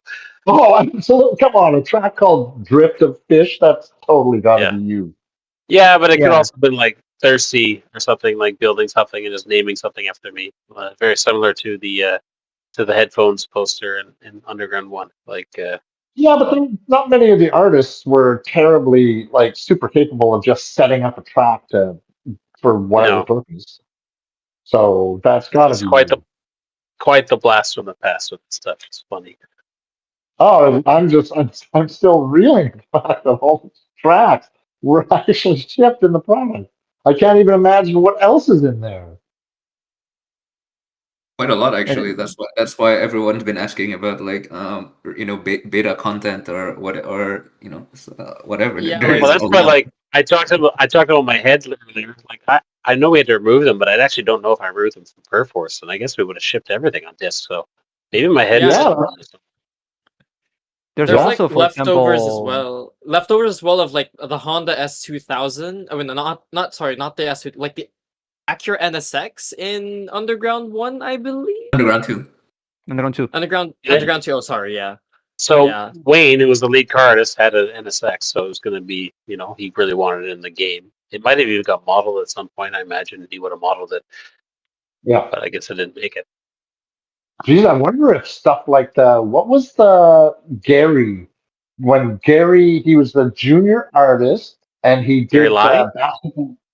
Was it Gary Lai where he did the basketball court and almost got fired for it? Oh Because no! That was Luke on Most Wanted. Luke Villanueva? So Oh, Luke Villanueva, yeah. Luke Villanueva. So he did a Dallas. He was doing one of the outdoor basketball hoops that you drive by, or basketball courts that you drive by in a split second, and he put a Dallas Mavericks logo on it because he was a huge Dallas Mavericks fan. You can't do that. Just like Scott talked about licensed cars earlier, you can't just take a Star Wars logo and put it in your game. You can't just ship, a But the reason I Pokemon. brought that up, is that texture still in there with all the content. Texture. No, it's shipped. It's shipped because it was caught after we shipped, and we had to make a deal with the NBA. So Dallas Mavericks logo is in the game. Right. That's right. Huh. Yeah. Okay, so that isn't right. Yeah, that kid almost got fired for it. So if anybody has Most Wanted, pull it up and see if you can find the Dallas Mavericks outdoor. It's right. courts. There's a basketball court. There's a basketball court right next to a Burger King. It's that one. So a Burger King. It's insane. How do you remember that? Jesus Christ. Yeah, how do you remember that? I have no idea. Oh, because Here's- the world. I was very, very intimate with the world, as you well know. There wasn't an inch of that world that didn't get touched by me for one reason or another. You missed a logo. You missed the Dallas Mavericks logo. I did not miss the Mavericks logo. I just never thought about it. Right? Wait, no, that was on Most Wanted though, and Russ had left Most Wanted. Oh, yeah, or whatever. So that's What fair. was? No, the Dallas Mavericks. Dallas Mavericks? That was in Underground too. It was right was it? next to Okay. yeah, and that's part of the reason I remember it, because I remember getting pulled in and asked if we should be firing this kid for that. I was like, what? Really? That's crazy. No, what's not? Because he was a good kid. Here's two questions, actually, more for maps, more related for maps. There's one that's the Hot Pursuit 2 Desert. That I think we asked Scott way too much about it. The Chrome Victorias in Most Wanted, that there were actually 4 Chrome Victorias and then they got changed. I don't know why. And then there's another one called Tech Park, which is just a line. It's literally just a line here, all in the chat that you can see. But are they talking about in Hot Pursuit 2? Because that's the only place I remember a desert. Yeah, that's Hot Pursuit 2, but the prototype. There was a prototype that appeared online, and this was a track that never made it to the final game. I wonder if that was the Triangle Nightmare, because that track was done by this awesome little team in San Francisco that I would visit them every month to check their progress and stuff. A fella named Daniel Cyberling headed up that studio, and they were working on stuff, and they sent their first version of the track and it was all triangulated, and it was because they used this tool in 3ds Max that allowed you to make terrains very quickly, but they were not meant for real time game engines, and it that was an utter nightmare. So obviously it got checked in and it was in the game. I wonder if that's the trap. It's terrible. Like also in game, it just looks so rough, and it also has like a test parking lot, huge parking lot, and it's yeah, all you can see the polygons. You can see all the entire polygons from the surfaces and all that.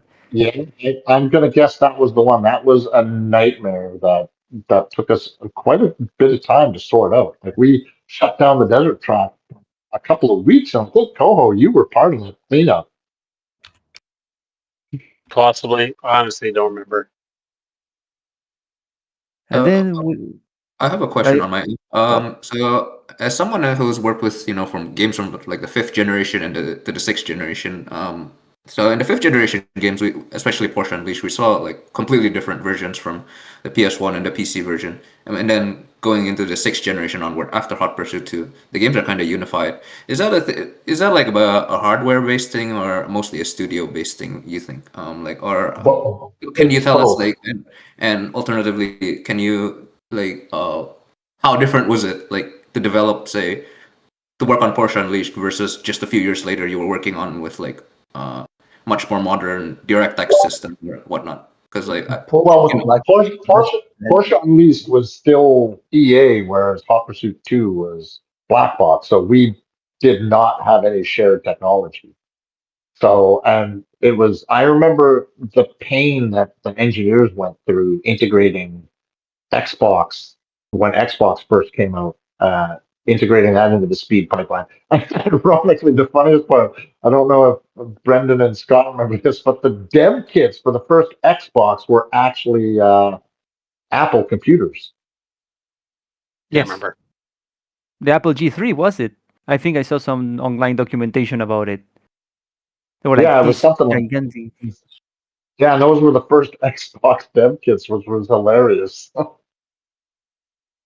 Imagine Xbox, Microsoft's giving Apple. There you go. That's how they do it.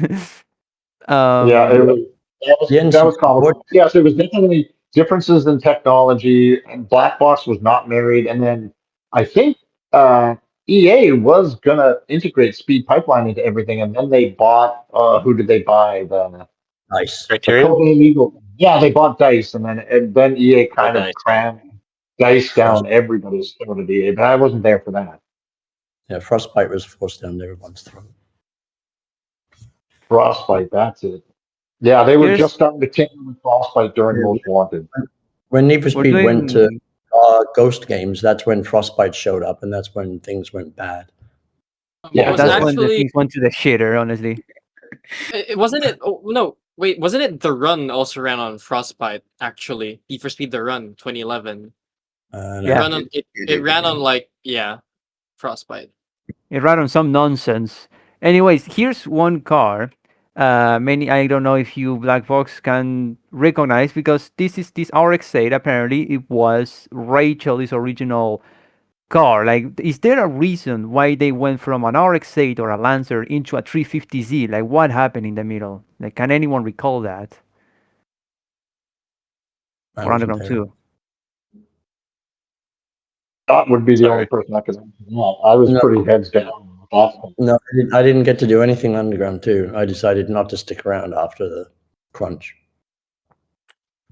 yeah, speaking about that, some people have been asking how bad was it truly, like the crunch during, like how bad was it? Well, I'm on 7 days a week. it depends on how you look at it. I mean, at the time, it was not uncommon at all. It was pretty industry standard. But I would say with Black Box compared to BioWare, like at BioWare, it was a complete and utter misery.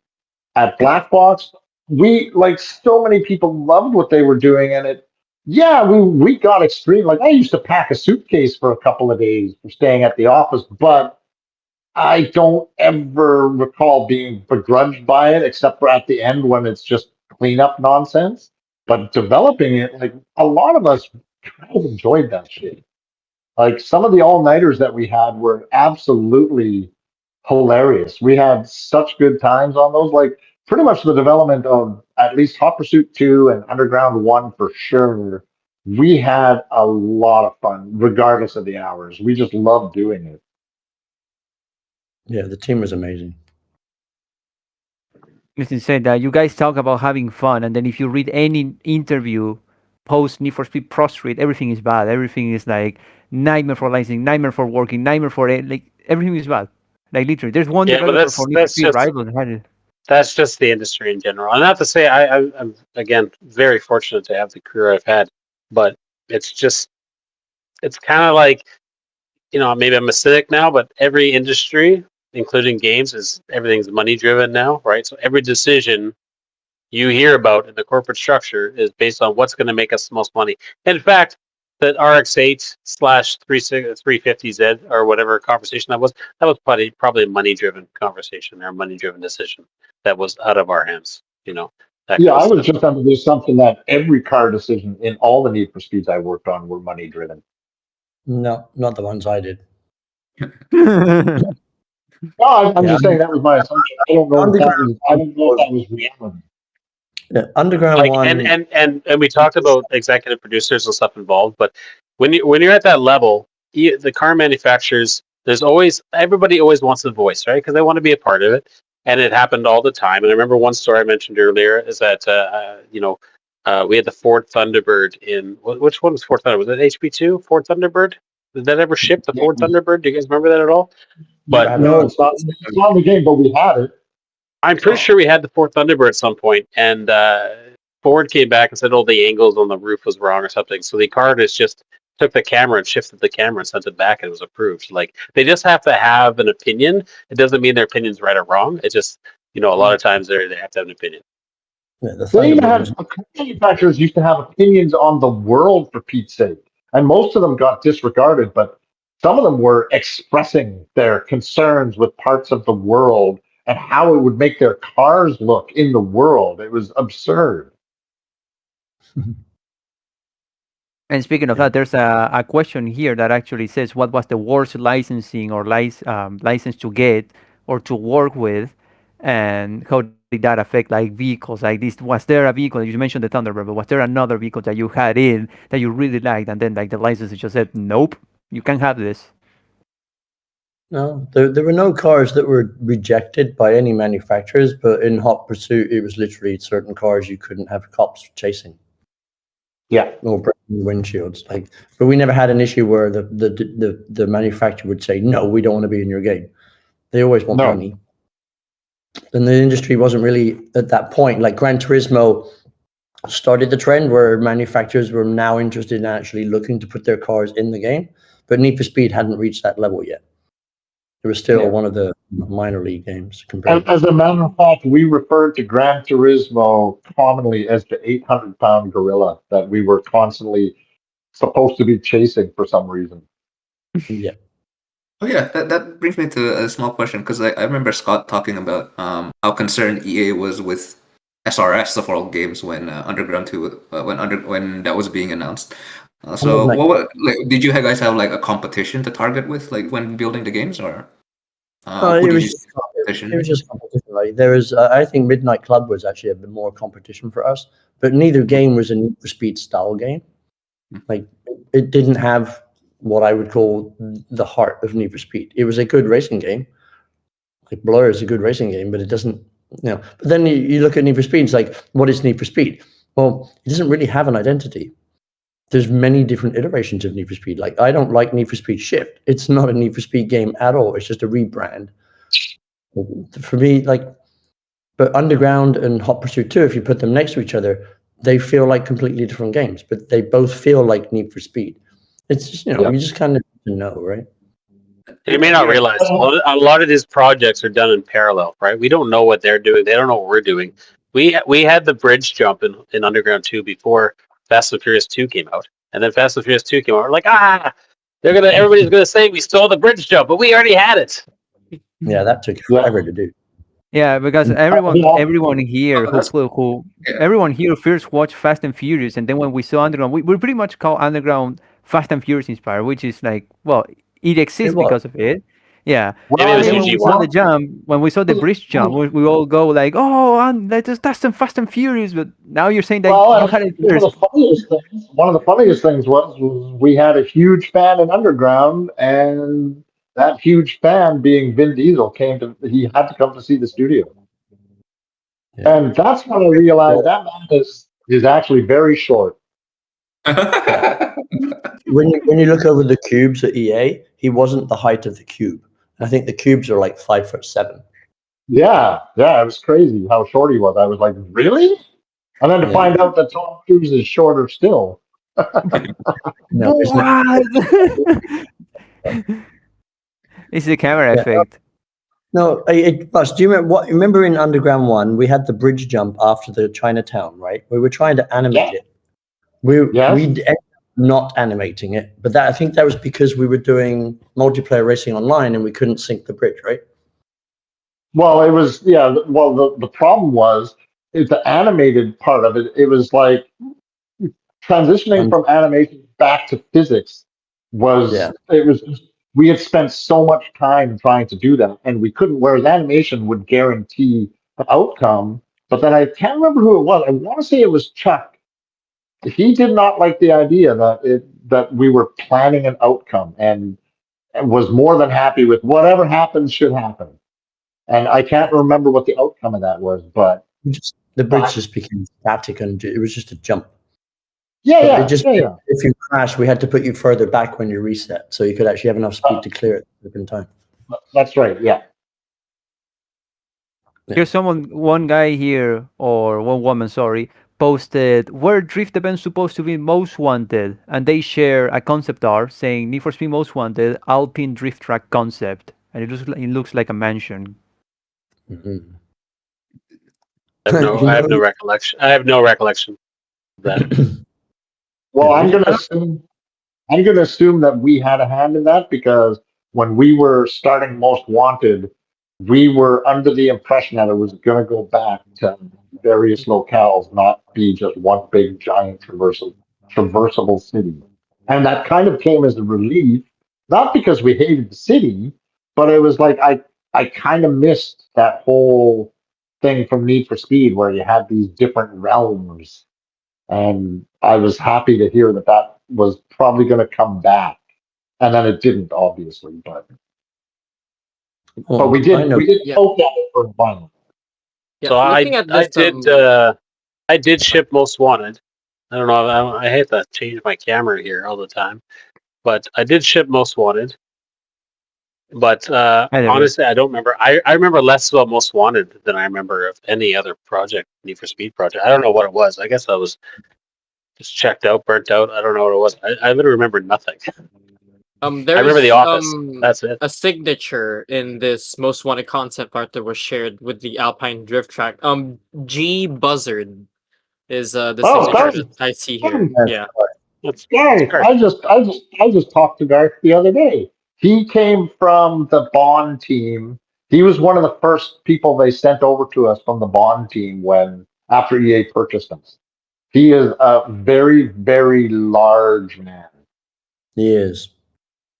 He's very nice. Yeah, But he he's was a the concept super work on Porsche, and then when Bond showed up, he did a bunch of that, and then he moved over to Black Box. yeah. Yeah. Here's one guy asking And what was the original name of Rockport. Which probably gun is- something obscene. Yeah, because there's a police cruiser over here. Oh, why does this Chihuahua Peaks or something? I don't know. I don't know. Someone probably had it. Actually, that's probably actually that could, if that's anything, it most likely be Curtis Hoynes because he had Chihuahuas. And he was Oh, a car- right. Yeah, so that's probably why it's Chihuahua Peak because of Dave, his Chihuahua. Gee, That's really And didn't that's Need for really Speed funny. drive Curtis out of games? Didn't Curtis leave games because of Need for Speed? he was making like our movie props and stuff like that, like Batman masks. And, Oh, my bad. It's not Chihuahua. It's Chitakua or Chitakua Peaks. Yeah. But I don't still, That sounds That's actually that sounds more like a Russell thing because Russell likes the Mexican culture. That definitely sounds like a Russ thing. well, one thing Well, that people know is but that's why I was wondering how much stuff is in there because there should probably be some material in there that is pretty obscene. We one, didn't really have any limits to our sense of humor. I can tell you that right now. yeah, Yeah, we had one thing that people don't know is that during Need for Speed Underground 1, we stole all the track artists from the UK that were working on a Lamborghini game. Oh, and incidentally, as a sidebar, guess I'm working with Middleman right now on Hogwarts. Oh, yeah, so are you? Yeah, he was one of the UK guys that we stole. We brought how many of them did we bring over? 6 or 8? 6. 6 of them. Yeah, we brought in 6 of them, and they immediately became part of the family. Like every single one of them. And man, did they drink hard every Can night. you name them? We got Neil, Adam, Nigel, Yeah. else? Matt. Matt wasn't part of that group. No. Who's the guy that married Jocelyn? Jocelyn remember. Fung. Andrew. Andrew. Oh, Fung. Andrew Weber. Well, something like that. But yeah. I So can't remember. Andrew. So that's another one. Who are we forgetting? Who's the guy with the glasses? The crazy guy, the punk rock guy. I don't remember. It's too long It was ago. crazy. He's a total punk. Fuck. He was the guy that drove everybody drinking. He was the guy that, yeah, when we went out for dinner, he was the guy that, shots after shots after shots. He was the crazy man. He was a world artist. What was his name? Damn it. I think he stayed in Canada. We had to look for Need for Speed Underground credits. Yeah. Oh, there's wait, hold on. There's so many questions because I was looking at the Discord channel and we pretty much like burn almost everything, but they're dropping new ones in the chat and they're Yeah. better. They're better. Honestly, there's like some insane questions. Like there's one that says, wait, I had it here and it just got deleted. No, I think it was Scott who dropped it a Lamborghini name. Like you were working on a Lamborghini video game, and two. Has anyone who worked on Motor City Online was involved or met with you guys? That's like 2 questions. It's like first one, the Lamborghini game, and second one is like Motor City. Anything related to Motor City. If I might add in a third one, someone in early like Need for Speed Underground 1 like test stuff, like was an HSV considered for Underground 1 because there was like some test stuff with like an HSV in it. That's like a stand-in for like Eddie Skyline as well. I don't remember any of that. What was the question again? Sorry. Okay, so the first one is fuck, I lost it. Lamborghini game. What was that? Someone mentioned a Lamborghini game. And Yes, the track artists that we brought over, they were working in the UK on Lamborghini game. I don't know. I don't think it was a Need for Speed branded game. I think it was just a Lamborghini game. But we needed track artists that knew what they were doing, and Underground became a priority. So we flew them out, and they basically lived in Vancouver for 3-4 months and got drunk. It was long. It was longer than that. It was like It was longer than that. Yeah. Yeah, and they were put up at a pretty like it was fun to go out and party with them because they had really nice hotel rooms and it was all service. So I don't know how much that cost EA, but it was a lot. then we have the Motor City questions. Has any of you guys ever or play Motor City Online or work with Motor City Online people?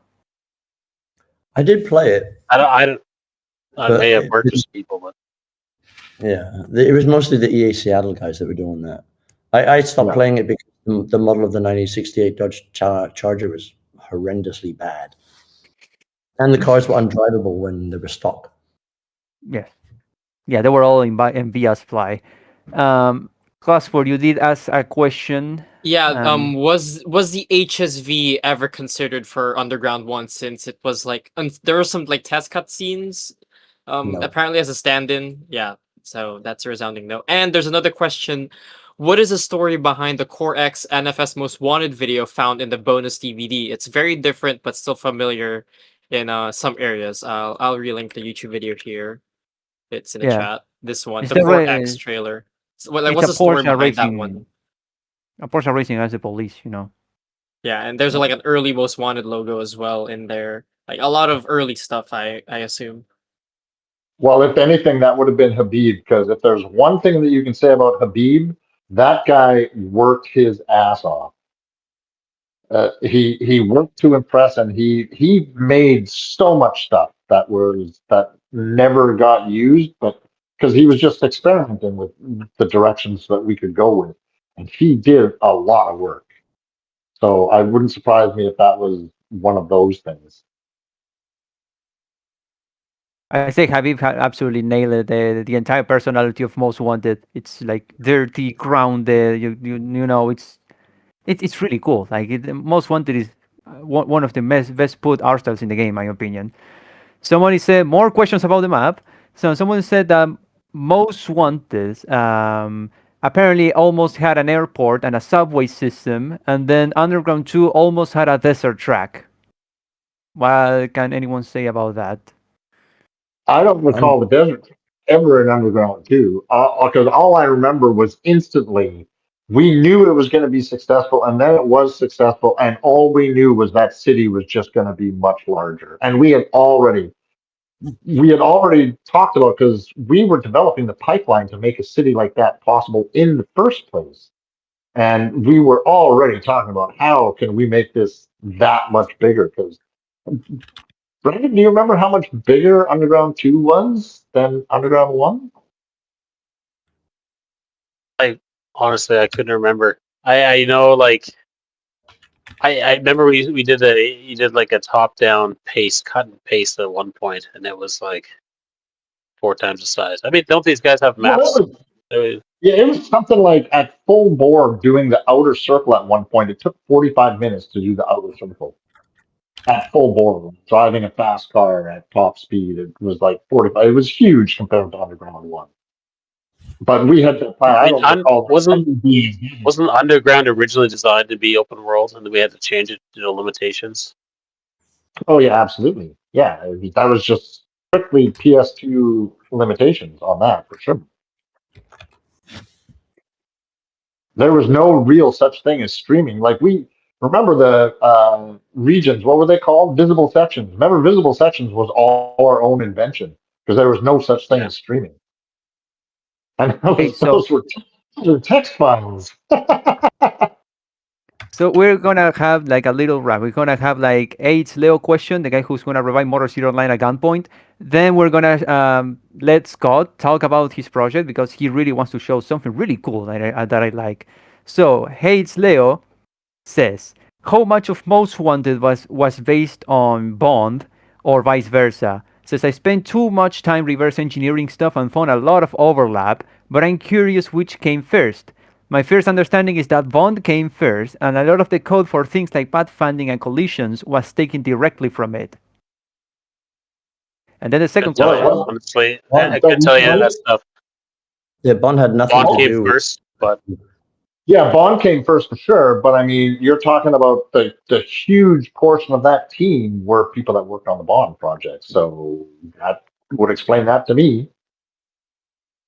Okay, and then the second question says, do you know anything about how the front-end interfaces were made? In Hot Pursuit 2 for PS2, it looks like the UI system was called Flyler, and then in Underground 1 saw the introduction of the FANG system, the FANG system. Almost nothing is known about how interfaces were actually built. I have a configuration file for some kind of editor, but that's about it. It was all custom configuration. In fact, that was kind of the the UI system was kind of separate from Speed Pipeline ish, but it was all done with custom tools and everything. Like, yeah, that was we didn't have any sort of front end system, and EA kind of had one. So on Most Wanted, I remember they were trying, because EA's front end system was way more robust than what anything we ever had. So I remember they were wanting to integrate that for Most Wanted, and I think they got there. But yeah, it was the UIs were almost separate entity than the whole rest of the production, pretty much.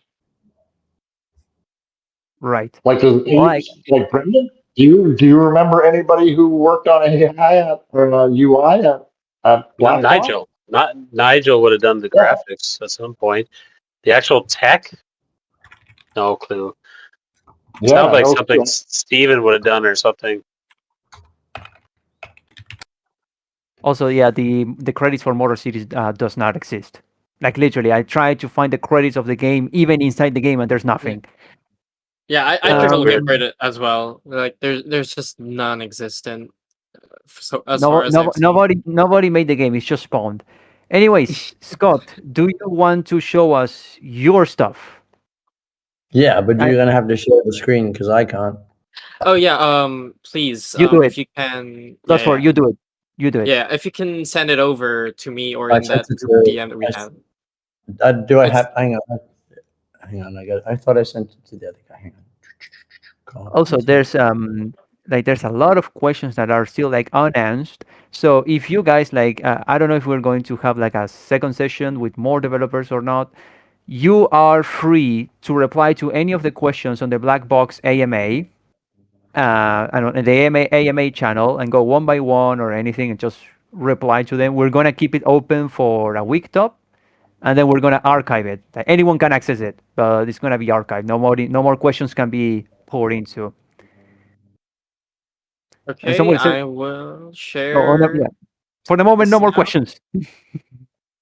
Yeah, so this is the thing that Scott wants to show. Just let me know if you want to go to the next slide. Yeah, I'll tell you. Okay. So what I'm doing is very different. That's not the final logo, but it is the final name. If you're wondering why, it's because in video games, a character is usually in a combat state or an idle state or anything AI related. So right now you're in a drive state. So it's not the final logo, but it is the final name. Next slide. All right. So what is the game? It's kind of not a game. It's kind of more like a client that matches races together via server browser, determines what content you own, and then allows you to host a public or private race. And that can be a single race or a series of races. So if you want to set up a tournament with a bunch of your friends, you create basically a race list, so 10 tracks, and then go race. Create a private server and go play. So it's all about picking a car, picking a track, picking a supported game mode, hosting a server, and go race. Next slide. All right, what is it not? No effing narrative, no cutscenes, none of that crap, because it's tiny. There's no ranking system. There's no track editor. It's Unreal. And I don't know if it'll be 5.8, but it will be 5.7, mostly because 5.8 has just changed the landscape technology. Tournaments, you host your own. You just create a private server and do whatever you want with it. There won't be an extensive anti-cheat system, so the public servers will probably get hammered by cheats. So try to avoid those. And maybe there'll be cops, but maybe there won't. But there will be traffic. There's no spectating mode. But most importantly, there's no subscriptions, there's no battle passes, no achievements, and there isn't a publisher telling us what to do, because it's me. Right, so the way that it works is you buy it in Steam. It's going to cost $5 most likely. You'll have one screen. It'll tell you what you own, the car and track gallery. You can buy cars there, or you can go to the external web shop and buy them. So that's cars, car wraps, and tracks that you buy. If you want to race, you just go to the server list, you pick your car, it will filter the list by your car, the events that you can go to, can play in, and then you just go to the pre-race lobby, like a Fortnite lobby, and then the host will start the races accordingly. If you want to host something, depends on whether you own the track or not. You can still host a race on a track that you don't own. You basically set that up. You launch it as either a public or private server. The V2 will have the ability to do multiple races, so not just one at a time. So, and then you'd have to go back to the server listing. You could set up 10, and then you complete and then go back. But that's literally all it is. It's tiny. It's just a matchmaking device. Next slide. All right, so at launch, obviously, there needs to be some content. So I'm going to get some cars made, and you're going to be able to pick all the different colors. You're going to have a few track locations with the race settings fully unlocked. That means you can pick 100 laps if you want to, in the rain, at nighttime, in reverse. All of those settings will be available to you because you own it. And obviously, there'll be a bunch of free wraps. And they'll be able to set up public races at any time. We'll always have those hosted. You can disable the bots, you can disable the traffic. Now, the idea being is that there's going to be a whole lot of UGC content in there that you're going to be able to buy at launch. But the cars you'll always get for free, but you'll only get one skin, the white one. The tracks you'll get for free, but you'll only be able to pick one direction, one time of day, one weather. If it's point to point, it might only be half the track, but you at least get to play it. And obviously there'll be a whole bunch of wraps. Next slide. So for the $5 that you get in the beginning, that's what you get. But in 6 months' time, it could be, instead of 3 cars and a couple of UGC cars, there's now 100 UGC cars. And remember, you get them for free, but they're still white. If you want to make them look pretty, spend some money, and it won't be much. The 10 tracks, limited race setting. So you're basically, your $5 is now 4 times as much content, because we give it away for free. Not the wraps, though. You got to pay for those. Next one. All right, so ideally, we would direct all the purchases outside of the game, but I think legally we have to put them in the game too. The reason being, Steam steals takes 30%. So ideally, you go to the web shop, you buy it there. That means the person that's selling that content will get the full amount and not 70%. And what I mean by the person selling it, go to the next slide. So the idea being is that we're going to keep the cost of the client to a very minimum. So we would only need to sell maybe 1,000 copies a month to cover the dev costs, because all of the content that is going to be created by the UGC is going to be paid for extremely well, because without that, the game doesn't really exist. So the biggest thing is I need to cover some costs. So like if you provide a car and we need to tune it and put the audio on it and stuff like that, and just general stuff, I'm going to take 5%. You're going to get to keep 95% minus the car licensing costs. And I don't know what they're going to be. So that needs to be figured out. Ideally, it would be something just based upon sales. So if we get Lamborghini and they want 20%, you're paying the 20%, but you also get to keep 75%. And there isn't a game out there or ecosystem that does that. Next slide. So if you make a car, and obviously the way cars work is if you license Volkswagen, you don't license Volkswagen and get all their cars. You have to license a specific model from Volkswagen. And that's where the costs can go a bit crazy. So what I would do is I would provide a list, or you would request a certain car and I would try and go get it for you. Yes, you guys would request a car to be in the game. If I can get it, I will get it for you. And then you can go model it and put it in the game and make money on it. Now, if you make a car, you don't really get money for the car because everyone gets it for free. You get money when they buy the paint for it. And you don't even have to do any work for that. We literally provide the materials and you just put it on your car. And if someone buys that for $1, then you get 95% of $1.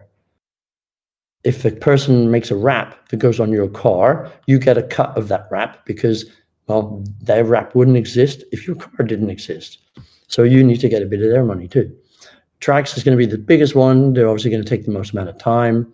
95% of the sale price to unlock that track will be for you, and tracks will most likely be expensive.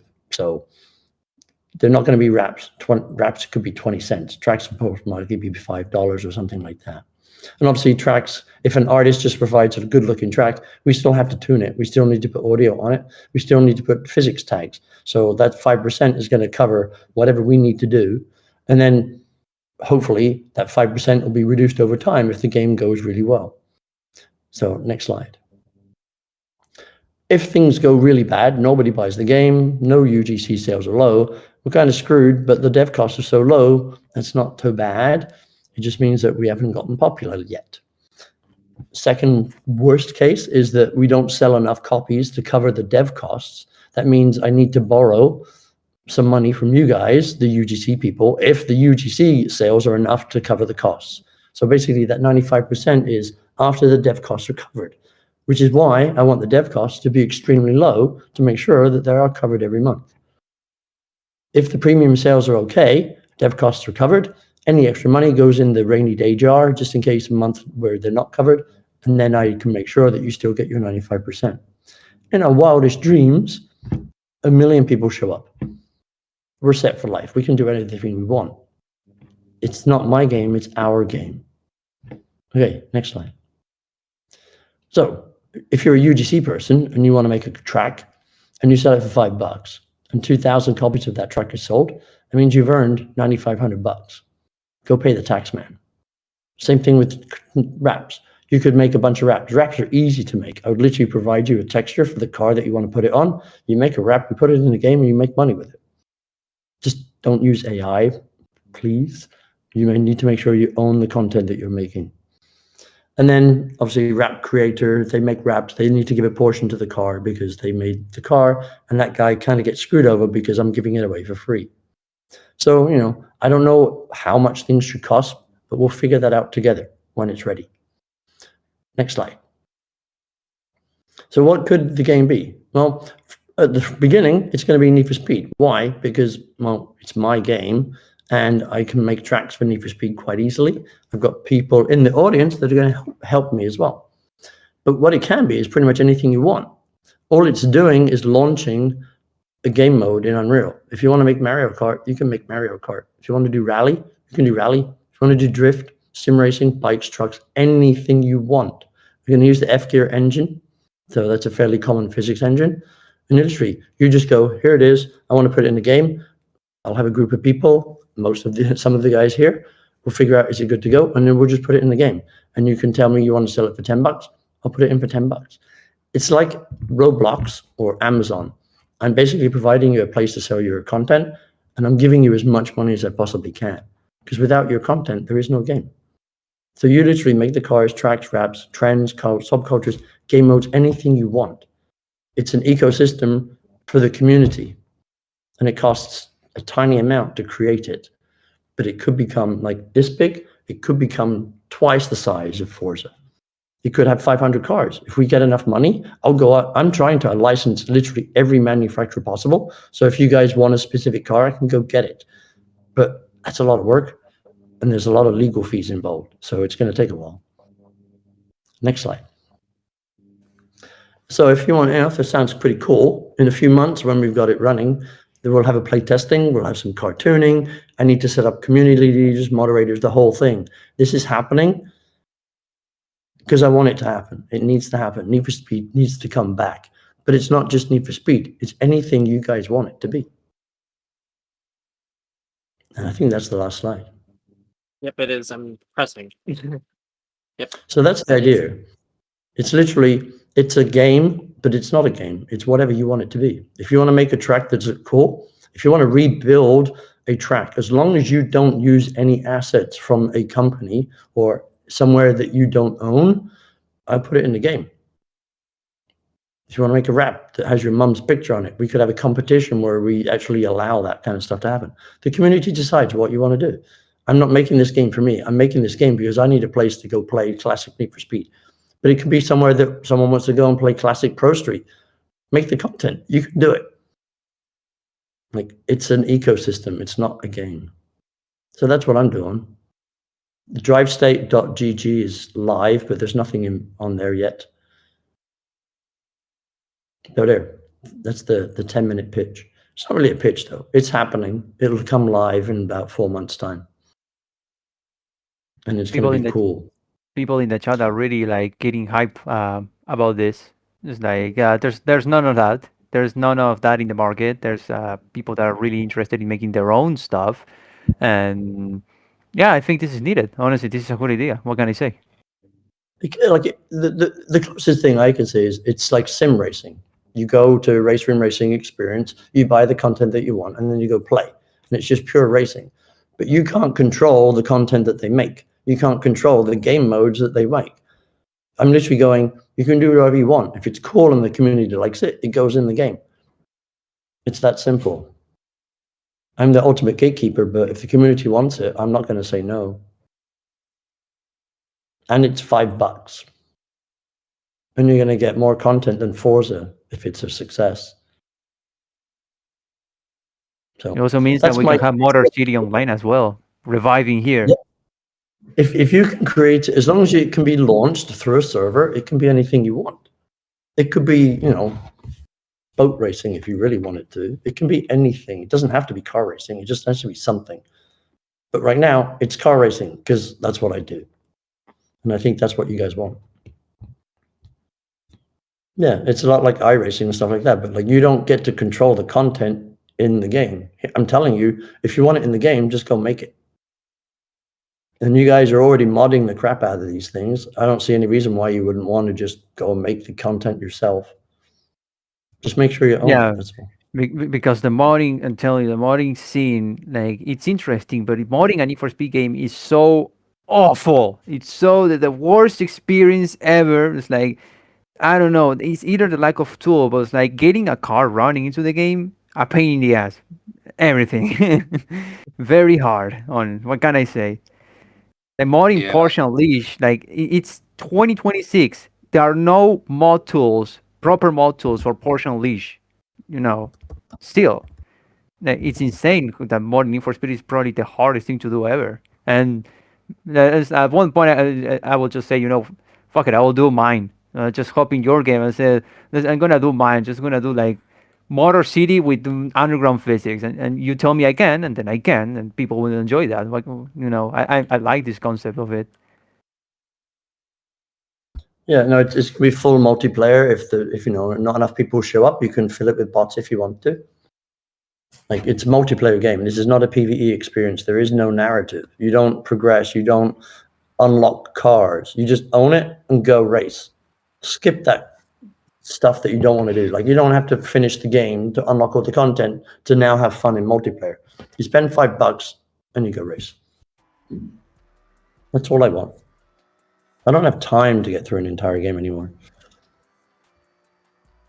Yeah, no. Well, it's understandable. Well, if you guys, again in the chat and everyone like looking, if you guys are interested, please support this project. And as soon as it gets done and it's being made, hop on it. Let's make some content and let's revive motors. I mean, let's keep playing. Let's our stuff. We just can create our own stuff. That's interesting. Yeah. Like rather than trying to get your stuff into other people's legacy engine, just make your own stuff and have fun and do what you want to make. And if you want to literally take a spline from Need for Speed Underground and redress it, you can do that because that's what I'm doing. Port Royale is coming back. Speaking about map tools in black box games, though, that we still have not. I mean, that's still been such a that's We don't that's we such a don't we don't have track we don't tools. have Like a- imagine we that don't we have still don't have track tools. There was one what's being made and nothing happened. Like I think the track tool in Underground was basically 3ds Max, right? Russ would know. That's absolutely correct. It was pretty much just 3D Studio Max. We had some pretty neat tools built into Max, but those were all, that was all Jolly Rancher tools that we built into Max. But yeah, it was just 3D Studio Max. That was it. And making games back then was a lot less tool-like. Actually, the Need for Speed team in EA Canada was the only team still using Max, and every other team was using Maya. But they had an EA Tools team that had to support both. And they got really annoyed at Pioneer because they didn't want to have to support both, since only one team was using Max at the time. Well, what was funny was every year I had to make a presentation on why we should be allowed to keep using Max. So I would give this presentation. The first thing I would show them was the splines. The splines in Max, but just to add a simple point and change it to a Bezier and pull those Bezier curves was a nightmare in Maya. So I was just like, well, there it is. In fact, in the last presentation I gave, it was me versus Habib because Habib was the Maya expert.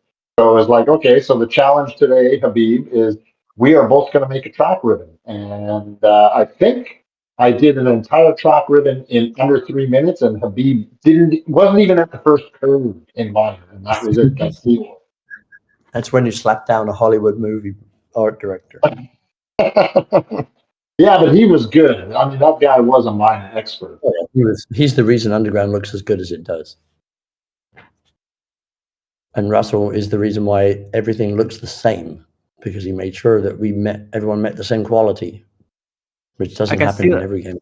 I can still say all of you are car passionates. I want to believe that they are car passionates. I want there's one thing we need for Speed games, and the main focus to me is just the cars. The cars and how they react in the environment they're put in.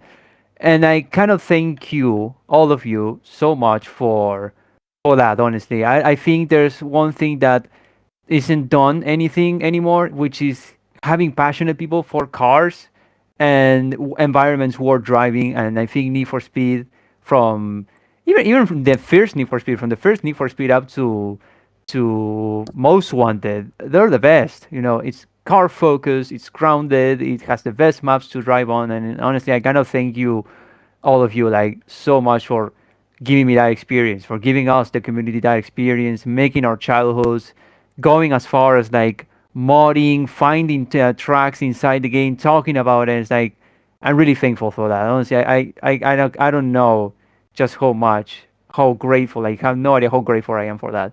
It means a lot. Honestly, it means a lot, and thank you guys for working on Need for Speed. Honestly. No problem. Thanks for Russell and Brendan to coming, because obviously you can hear my voice is shot.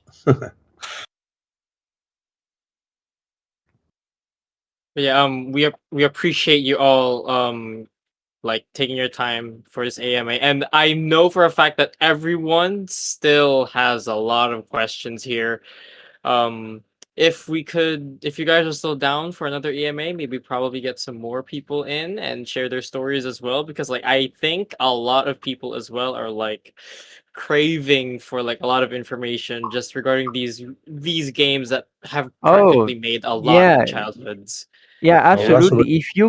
If you guys know more devs, and it's like, hey, we made like an AMA here with a lot of like 100 folks, like please like include them, like call them, contact them, make them do Discord accounts, like having black box developers here, like any kind of developer, Seattle, whatever, it's just, it means a lot to us. It has, you guys have no idea how we feel as a community to have so many stories of you, like people like talking about like what you guys did during development, what you guys like I don't know. I mean, we just posted a track, and Russell like instantly recognized it. It's like we were theorizing about that just a few days ago, and then we have this like, oh no, I remember this. It's just like an light in the testing. It's like it blows our brains out. And yeah, It, if you guys like everything you did was know, amazing, and and you've mentioned this time and time again about like with your crunch, like having 9 months to deliver like each game. It's like it's just insane, and I really, we all want to hear more of these from you guys, not just from you guys exclusively, but like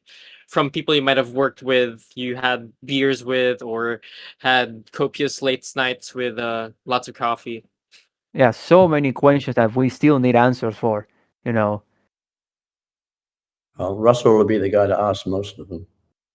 Well, it was definitely one of my funnest development periods of my career for sure, and I would probably venture to say the people I'm still closest with to this day in dev is from that era for sure. Yep. And that's part of the reason why they turned out to be good games, because most of us, at least the core team, we loved it. We loved it. And we were having a good time making it. So that's probably why it turned out the way that they turned out. Yep. Passion makes product. Exactly. All right. Oh, Dying over Scott, here. you're done for. Yeah, I lost my Yeah, voice on Friday, so you're lucky I have some of it left today. Don't worry, yeah, mate. yeah, Take a break, yeah. honestly. Take a good long break. Thank you for being here with us today. Thank you as well uh to both of you, to Russell and to I'm You, sorry, Brendan. yeah, Brendan. Brendan. And also as well for everyone tuning in, thank you so much for tuning in to this AMA. We will probably open another one if time permits. Yeah, The, yeah, if time permits, if we can also invite more devs. yeah. Um, Basically, the idea is that we got the black box AMA. You developers can go and answer as many questions as possible. You community cannot answer. You cannot post any more questions. That's enough. We had enough, but you guys can still answer them. It's gonna stay up for a week. And hey, if yep, if you guys can get in contact with more devs, we will do another AMA. There we have more questions to yeah, there's more questions to be made, and more, we need more yeah, answers. yeah. Okay, just to wrap this up, there is one last question because this guy was in Hot Pursuit 2 a while ago. Where are the rubber boots at? Where are the Well, rubber boots at? Because I think this guy tried to look for them like in the game, like as this AMA is going on. you'd have I to ask think Russ. I think it's in a Oh, bush, and I think it's in a fern in the where the campground is. I think yeah, it's in where that the area. there's the campground just in a bush. There's one just at the side of the road. It might be under the bush after you cross the bridge before the where the finish line is on Coastal, or what was it called? Coastal? Yeah, I want to say Coastal. Also, But you got that little bridge. So there's a boot just after that, next to or inside a bush. They're very tiny, and then I think there's four of them on the desert truck, but I couldn't remember. Well, that would have been Dan Cyberling that placed those ones. But those of us that were rubber bootists were very amused. are we sure that it's shipped? Oh yeah, I'm sure that it shipped. I just Because this remember guy's one been time looking for I it for had it like in the middle of I had it in the middle of the road at some point, and yeah, Chuck didn't like that because it. Not Chuck, sorry. I can't remember who was the EA guy It was for. Was Chuck. it Hal? It No, might have it been was, Hal. On Hot Pursuit 2? You mean Sam or no. Oh, Yeah, Hot Pursuit 2 was the human Sam. potato. Yes, it was Sam. Well, Sam was just no? concerned about Yeah, the no, Underground collision. One. Chuck O'Shea was the last exec producer. He was the third one. Human Potato was Matt or Mike or the guy who worked for Sam. I can't remember Mark his Madeline. name. Mark Madeline. Mark Yeah. That's Madeline. not nice. That's not a nice thing to say. From Wenatchee every week and stayed in a hotel. It was a The crazy. what? Remember, Mark Madeline was the producer that Sam hired, but he lived in Wenatchee in Washington. So every Monday he drove up and he stayed in a hotel in Vancouver every week. It cost the company And he's the guy. So our introduction to Chuck O'Shea was when Chuck came into sort of welcome black box to the EA family, and we were wondering what happened to Mark. He basically said flat out, "Well, at EA we have this thing where when you fail up." Because Mark Yeah. got promoted to something and out of Need for Speed. It was, and then for Chuck to spell out that at EA when you fail up. It was just Well, such a bizarre corporate well, concept. And then I won't mention names, but somebody in the meeting went, "That's so true," and clapped their hands. That's so funny.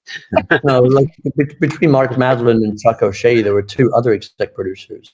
Mark Obernoll was one of them. I don't remember the other guy, but each Oh, one. sorry, it was Mark Obenall. Mark Obenall was the one that got Yeah. that failed. Basically, whoever came on board just badmouthed the last one. And it happened 3 times in a row. I got bored of it. Yeah, interesting. Yeah. Like I said, EA politics, all sorts of fun. Anyways, see, there's people just not saying thank you guys, thank you Black Box, fun AMA, and yes, thank you guys. Honestly, Yeah, Thank you. yeah. Like what You can- Zim, you can- yeah, what Zim mentioned earlier. The Black Box AMA channel is open for you devs. With the role, I gave you a role, and you have a permission to basically reply to any question that was asked in the Black Box AMA forum channel. So like you can just pop in there. Maybe you can answer some questions that were not answered in this AMA, or maybe you have additional information that you wanna tell people in the chat. But yeah, thank you for so much for being with us here. Thank you for everyone, for the 77 remaining audience members for being with us here. Yeah. also you guys are free to explore our server, free to interact. It's like this place is nice when it decides to be nice. So we're just saying that. Anyways, Yeah. I think that's a wrap. I Yes. guess. Yes, that is a wrap. Thank you so much again, guys, and you all have a good day, night, or yeah. Thank you, everyone. Thank you so much. Thank you, guys. We'll We see you on the appreciate next you one. all. Honestly, I'm Yes. pretty positive there's going to be a next one. We'll see you in the next one. There's still a lot of unanswered questions. Anyways, Yes. time Yes. to wrap Thank this you up. guys. How do Bye-bye. we kill the server? Wait, I no, not the yes. server. No. Not the server. I want to kill the server, but I'm how do gonna we? I'm gonna kill it now. I'm gonna end the station. Thank you guys again. Adios. Okay. Adios.